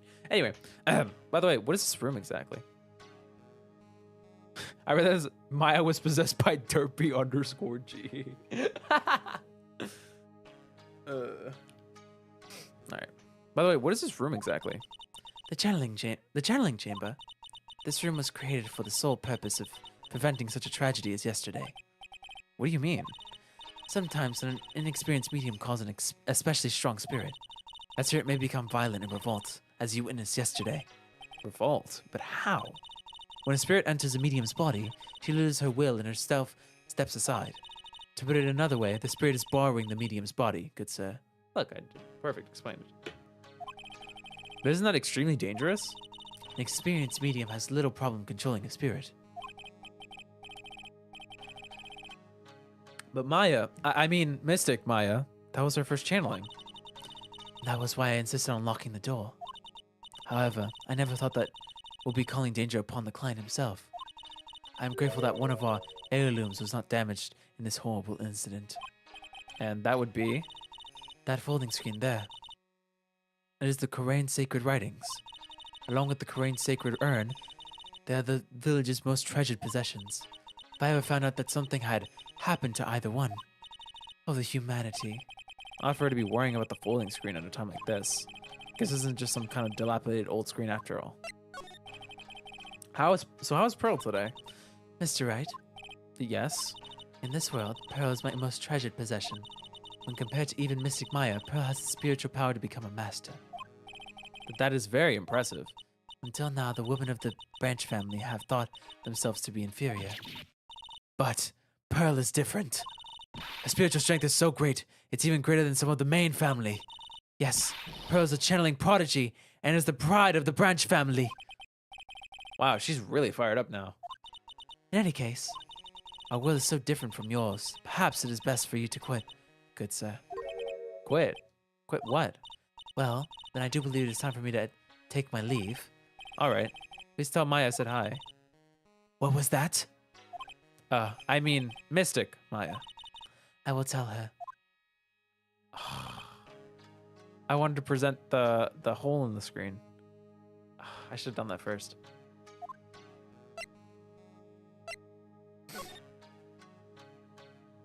I should have done that first. Oh, I'm so annoyed. I should have done that first.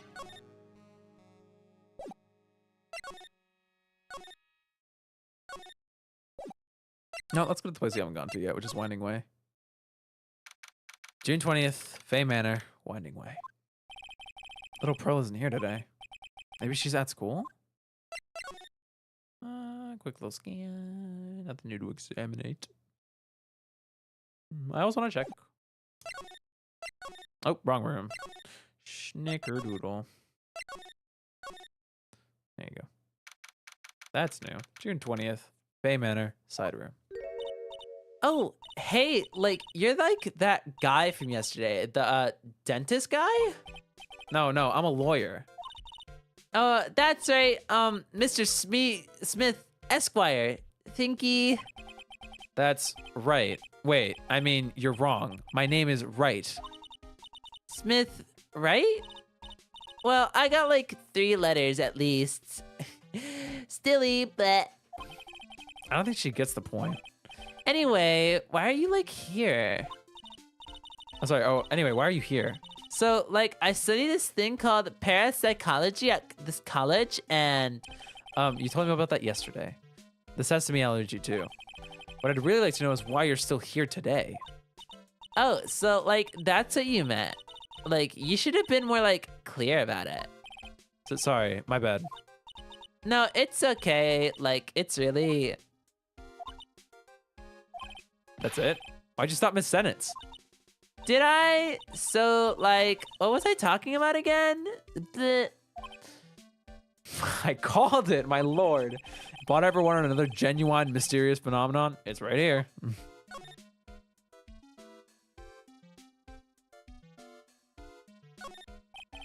It's a decorative wooden bear sculpture. There's a plate attached to the base. Kurain Village, the heart of the channeling. What the? It's a souvenir. Isn't it cute? I like totally bought that. Ah, so it's yours, huh? Yeah, so like this village is really famous for like channeling and bears. Heh, wait, famous for bears? But it's like, okay. If you ever like see a bear, you just play dead and they like leave you alone. Thinky. Is that right? Yeah, cause like fighting back is totally of no use. Does she actually try to fight one? Dude, this girl gives me a headache, my lord. Now where did this box come from? I'm sure this wasn't here last night.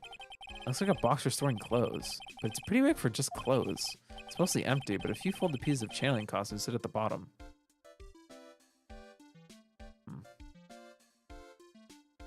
I guess it's actually time to talk to her, right? Because I haven't done that yet. So, why are you still here today? Like, there's so much for me to like study here. Like what? Like the medium's training or like how they inherit their spiritual power. Thinky. I suppose this village is the real thing after all. So like I asked if I could stay here for like a little longer. Blah, silly. She just seems like the carefree type, at least on the surface. Have you heard about the murder? It's like totally scary. She says with a silly smile plastered on her face. So, do you know anything about about it that might help? Somehow, I don't think she has a grip on reality. I don't know what's going on here. About the victim, Dr. Gray. I don't know who you're talking about, but silly. Like, wait, I think you asked about him like yesterday too, Thinky. That's right. Her reaction yesterday when I asked was... You and Dr. Gray knew each other, right? I don't know any Dr. Gray. Oh, really? What was all that talk about him earlier? Huh? Well, like a long time ago, I was like a patient. Yeah, but silly. Okay, she's definitely hiding something from me. Like, is something wrong? Do I need to present her or something, I guess? I don't know if I'd present her that. I'll come back here if I don't have anything else to do. Ah, screw it. Let's do it now. Like, I'm really sorry. Okay, no, we've heard this already.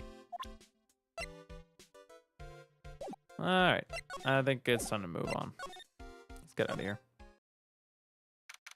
June 20th, Fay Manor, Winding Way. Ah, you surprised me. And how are you today? I guess she isn't open to friendly chatting. Huh? She's still holding something in her hand. It looks like the same thing she had yesterday.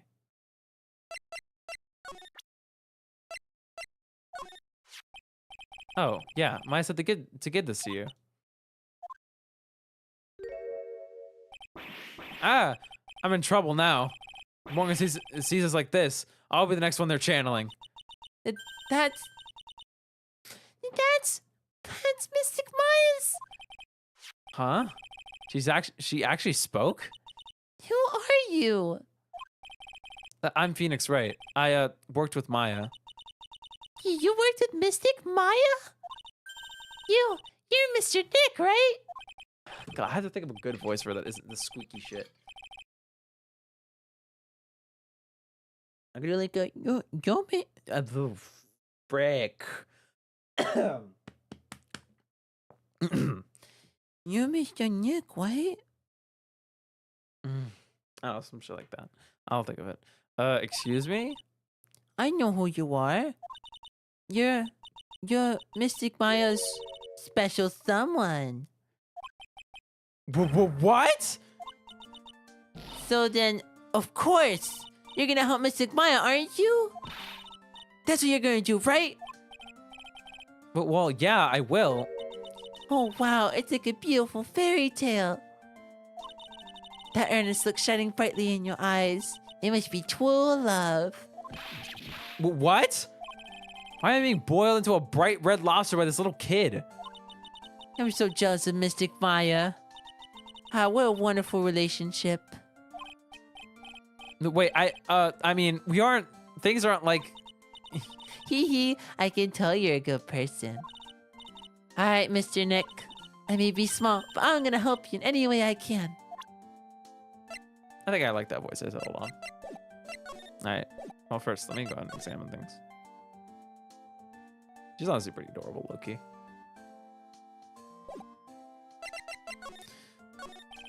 Pearl, are you friends with Maya? I feel very grateful to be friends with her. She's so great.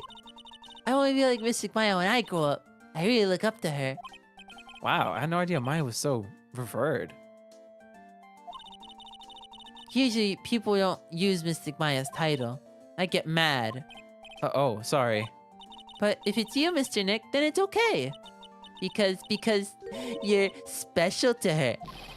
Where in the world did she get an idea like that? This is so cute. By the way, this may be weird, but which channeling school are you from?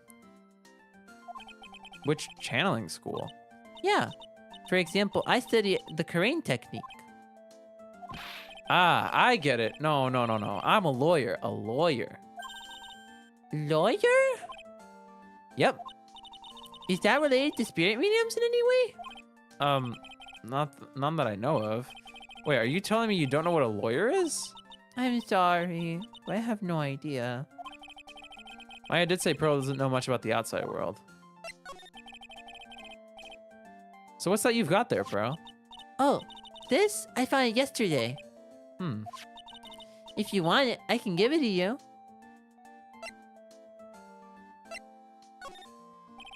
All right. Well, if you really want to give it to me. Hee hee. You look like a child at a toy store, Mr. Nick. She not only speaks in a refined manner, but laughs in one too. Black key. An old steel key, a green jewel is set in the center of the key grip. Add to the court record. Mr. Nick? Yes, Pearls? I can call you that, right? You're too cute just to call you Pearl. Sure, Mr. Nick. Are you sure it's okay for me to have this Magatama? Yeah, it's okay. I was told to give it to you. But I can't accept something like this. All I really should do is charge this Magatama with spiritual energy. Spiritual energy.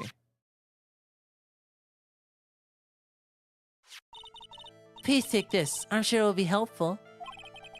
What do you mean? It'll let you see people's secrets. See people's secrets? Yes. If it's alright with you, I would like to accompany you for a little while. I can explain the Magatama's power to you when we meet someone hiding a secret. Okay then. She is now accompanying us. Sick. Plus one of the party. All right. Let's head back to the meditation room, right? Yeah. June 20th, Fey Manor, meditation room. Hey, it's you, pal.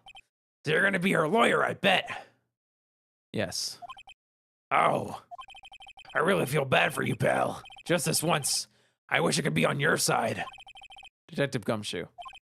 Yeah, but I shouldn't be saying that kind of stuff to you. Hey, you're a cute kid. Ha ha ha, I'm not scary, honest. Wow, I never knew Gumshoe liked kids. Hey, I know. I'll show you something cool. How's this? It's a real, genuine pistol.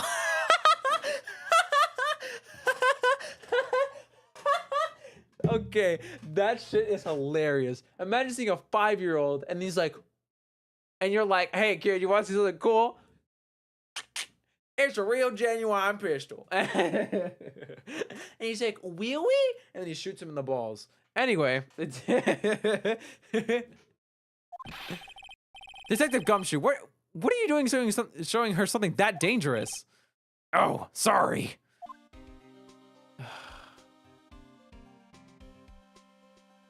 The Gumshoe theme is here. Bum, bum, bum, bum, bum, bum, bum. Ba, ba, bum, bum, bum.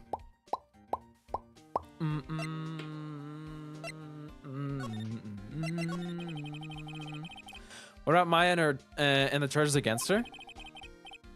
I don't think you can win, pal. If you're talking about proof, we've got a few pieces, see? You've got proof? Yeah, pal. That puffy-haired photographer's going to testify tomorrow. Guess he's talking about Lotta. Actually, speaking of Lotta. I took some hot pictures earlier. Huh? Remember? I took some pictures at the murder scene inside.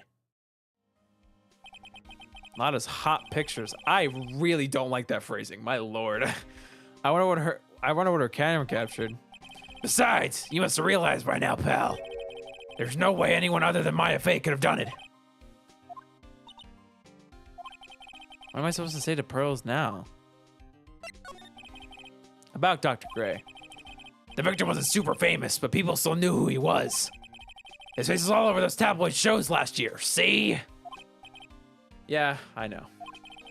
I was looking through some newspapers from last year and... Huh? Sorry, huh? I could have sworn I had. I cut an article out, but I guess I must have lost it. He's searching through his pockets, and boy, are those big. It looked real interesting, too. Hey, do you have a copy, pal? Copy of that article. I think Dr. Gray might have brought a copy to the office when he came by. You gotta go on the Wright & Co. All right. About my trial tomorrow. I've got 2 pieces of news for your pal. 2? Yeah, bad news and even worse news, see? So which do you want to hear first? I don't really care. It doesn't change the fact that I'm not going to like it. All right, pal. Well, the prosecutor for the trial is Prosecutor Von Karma. Oh, God. Not this guy. Didn't he get arrested? Sure, whatever. What? What? Von Karma? Manfred Von Karma. He was an awe-inspiring veteran prosecutor. He never lost a case in the 40 years of his career, and he raised a fearsome disciple. The horrible aftertaste of the evil he force-fed me is something I'll never forget. Wait a second. Also, by the way, real quick for context, Manfred Von Karma was in the 4th episode of Phoenix Wright, the first game. He was the murderer of a character named Miles Edgeworth, his father, in a case called the DL6 incident. He fired a gun, and killed Edgeworth's father after he gave him an infraction during a court case. He was arrested, if I'm not mistaken, at the end of that trial. So I don't know how he's back, but here we are, I guess. Exactly what I'm saying. But didn't Von Karma stand trial? And that's where the other piece of bad news comes in. The Von Karma you're facing tomorrow is actually his successor. Successor? So, who was the successor to Von Karma? Literally, pal, it's Prosecutor Von Karma's kid.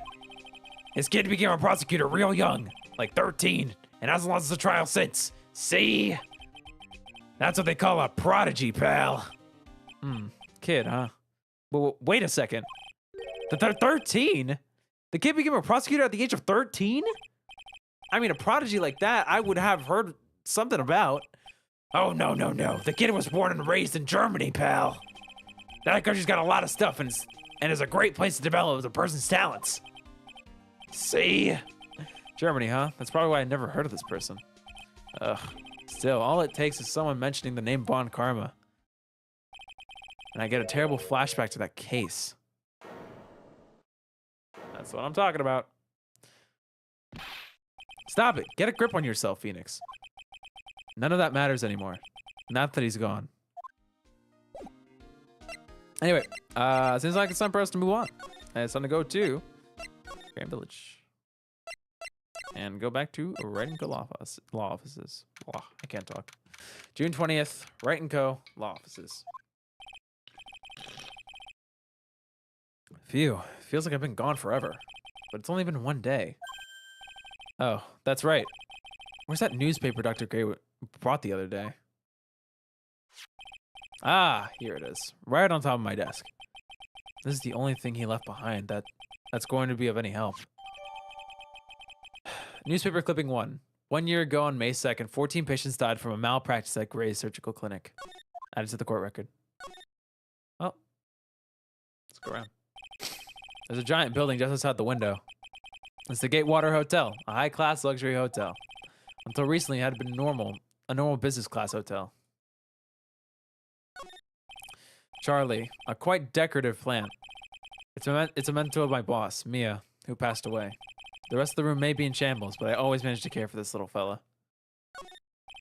A poster of the TV action hero, the Steel Samurai. Maya stuck it up here right before she left. I wouldn't say that the Steel Samurai and an attorney's office are a good match, but Maya threatened to curse me with some magic spell, so I guess it can stay. It's my desk. I keep it neat for those rare occasions when I actually have a client in the office. Oh. Difficult-looking legal books stand in a formidable row. They mock me. Actually, I've neglected them for so long, a layer of dust has started to form. One of these days, I should try and build up the courage to read one, I guess.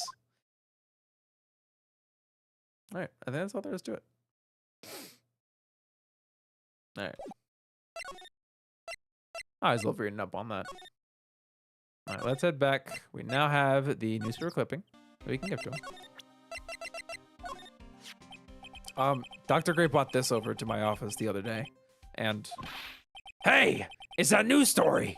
The one about the malpractice suit. See? 14 patients died and it caused a huge stink. Yeah, but that's not all, pal. Things only got worse after that.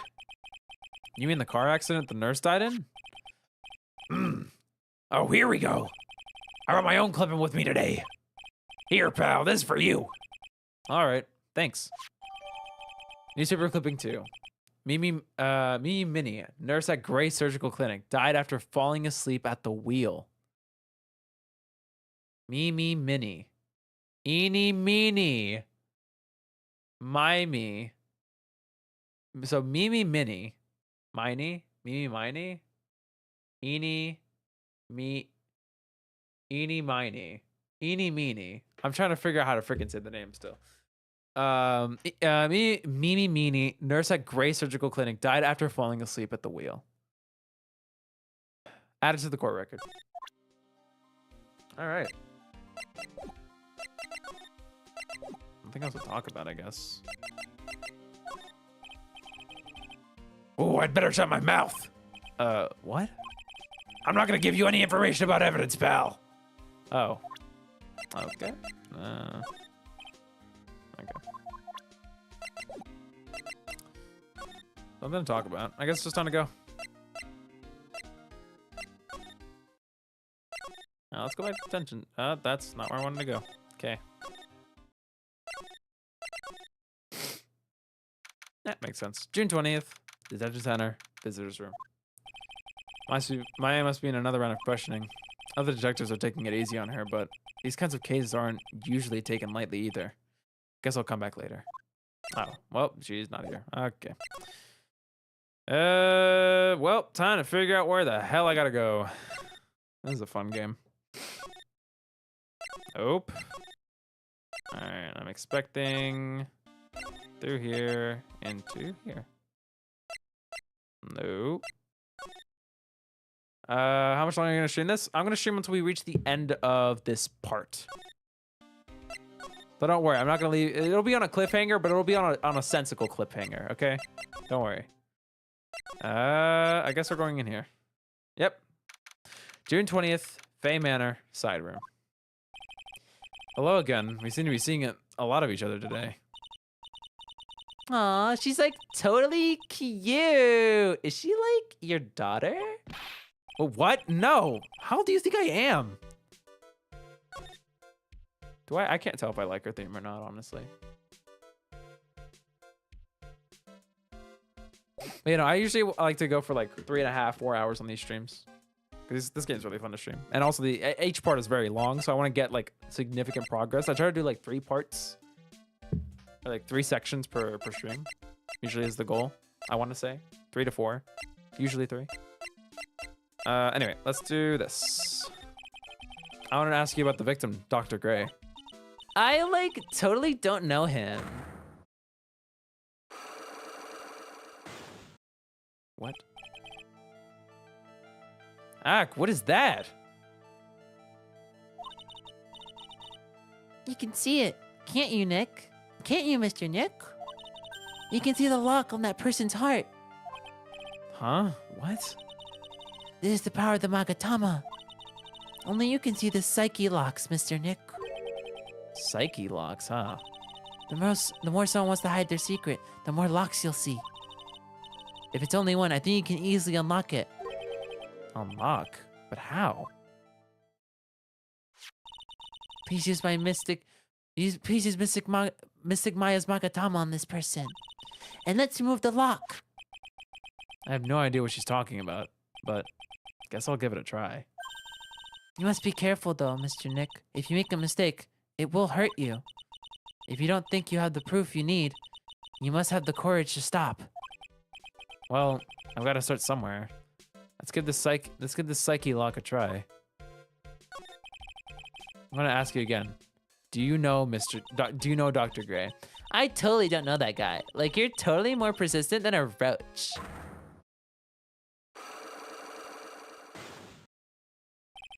This girl's hiding something. I'm sure of it. I guess I have no choice but to remove this lock. All right. So first, I have to use Maya's Magatama. So I'm assuming like this.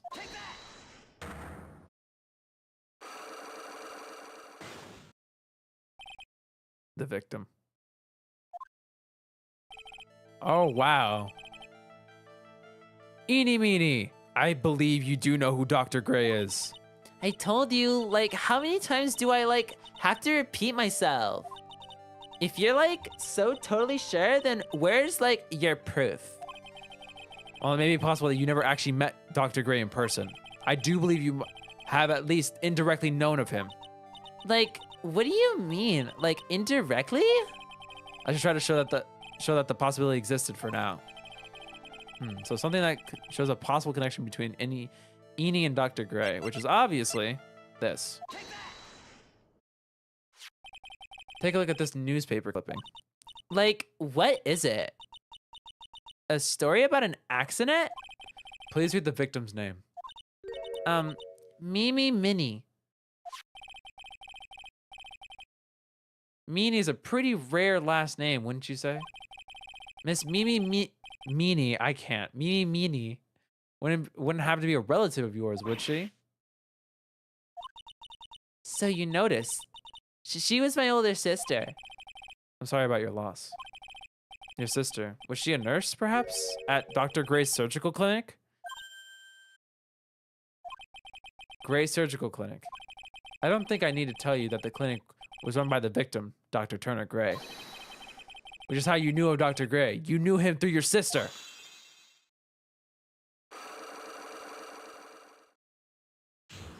Unlock successful. Interesting new game mechanic. Please, tell me all you know about Dr. Gray. My sister's name was Mimi Minnie. She was like a nurse at Dr. Gray's clinic.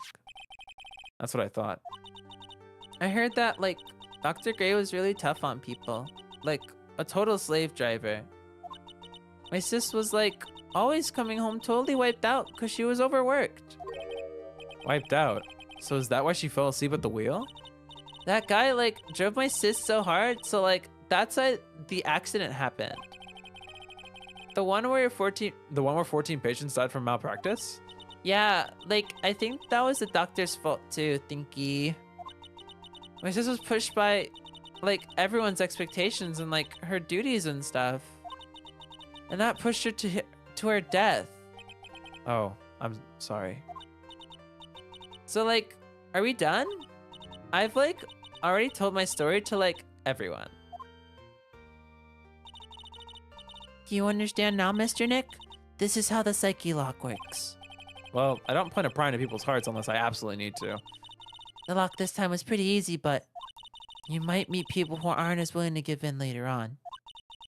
If you don't have enough proof, be careful and know when to stop trying.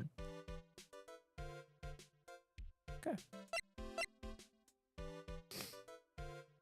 Alright. I'm assuming there's something else to look at in here, but it's worth a shot. Alright. Let's get the hell out of here. Nothing else to show, I presume. I guess now would be the time to head back to... Oh, hello. June 20th, Kurain Village. Mr. Nick? What's wrong? I have never left Kurain Village. Really? Wow, that's pretty amazing. You're going to meet with Mystic Maya, aren't you? Please tell her I said hi. Hey, wait! She ran off again. Well, I know Eenie's secret now, but I still don't have any idea how I'm going to save Maya. I don't even know if I should go in there with a smile or a straight face.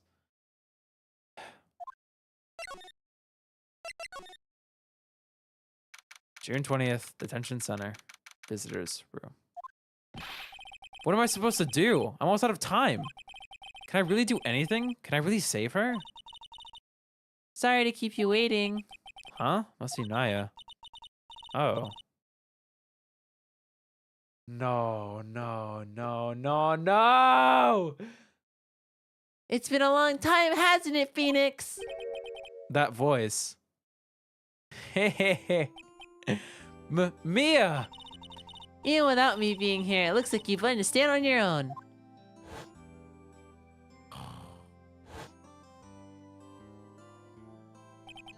Mia. She's Maya's older sister and my mentor. She was a top-notch defense lawyer, but a certain case forced her into retirement. So, a little more context that the game isn't going to give you. In episode 2 of the first Ace Attorney game,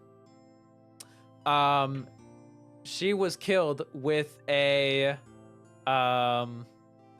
weird clock. Let's put it that way. She got hit straight in the head and died from the blunt force one night in September. Like a year ago or 2 years ago or something. I don't actually remember the timeline that well. But she was like our boss / teacher, and she usually likes to channel herself through Maya. Sometimes, including now. But whenever I'm in trouble, she comes to help, just like this. Her spirit comes back from the other world and borrows Maya's body for a bit. Phoenix! You can't make that kind of face in front of your client. A lawyer is someone who smiles no matter how bad it gets, and especially when it's bad. Mia. You can't smile at the end if you haven't been smiling the whole way there. In any case, you're making now, the face you're making now is no face to show a client, Phoenix. But So, tell me all about it. I'm gonna guess that my sister's in a lot of trouble again.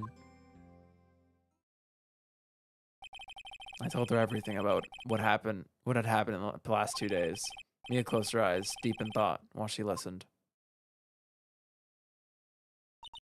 I see. Mia, what am I supposed to do? It's pretty clear what a good lawyer does in this situation. And that is? Tell me, please. Believe in your convictions. And fight for the complete complete acquittal of your client. Oh god, this theme, my lordy lord.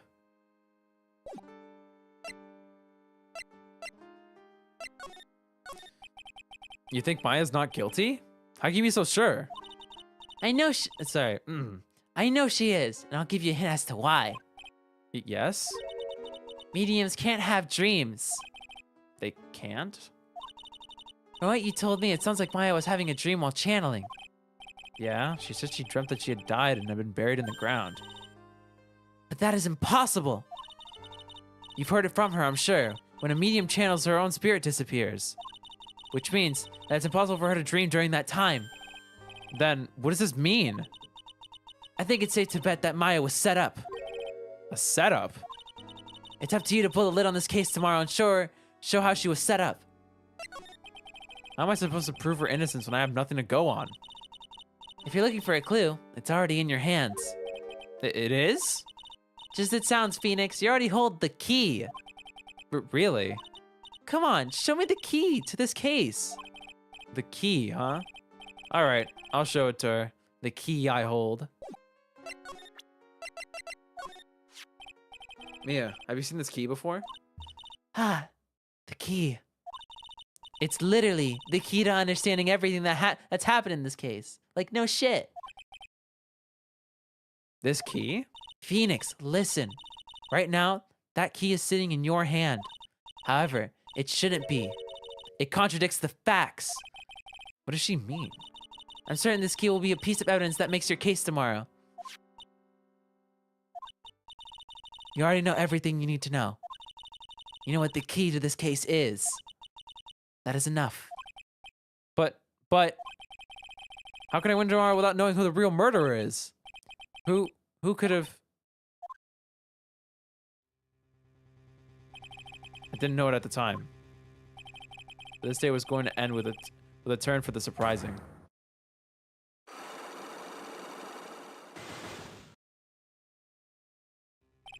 But Mia? What? What's wrong? That's right. Only I can see the psychic locks. Or the psyche locks. Which means Mia must know something about the real murderer. And for this to be something that she would hide under the lock and key from even me. What in the world is going on? To be continued.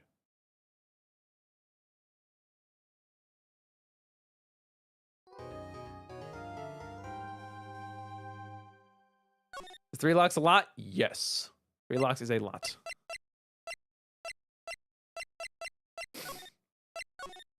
All right.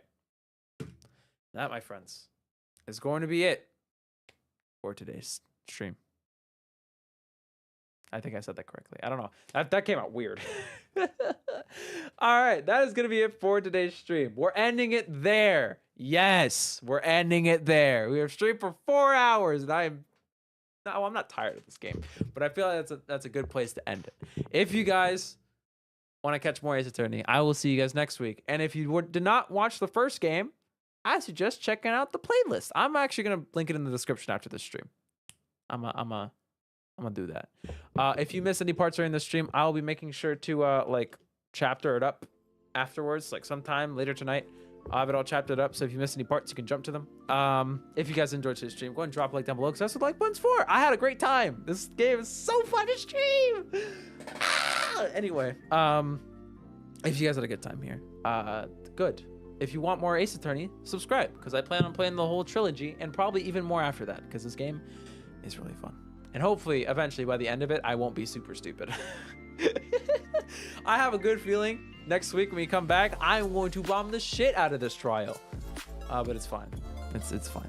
I will be live again on Sunday, doing Splatoon as per usual. I don't know what I'll be doing yet. I don't know if I'll be doing anything with anyone yet, but if I am, you will know, because it'll be in the thumbnail. It'll be in the thumbnail. I might also stream the challenge that's on Monday. We'll see. Thank you for watching. I'm happy that you guys enjoyed this as much as I do, because it's super, super fun. I'm gonna go get myself some food, because I haven't eaten in like 4-ish hours. I feel like that's a significant-ish amount of time. Bye!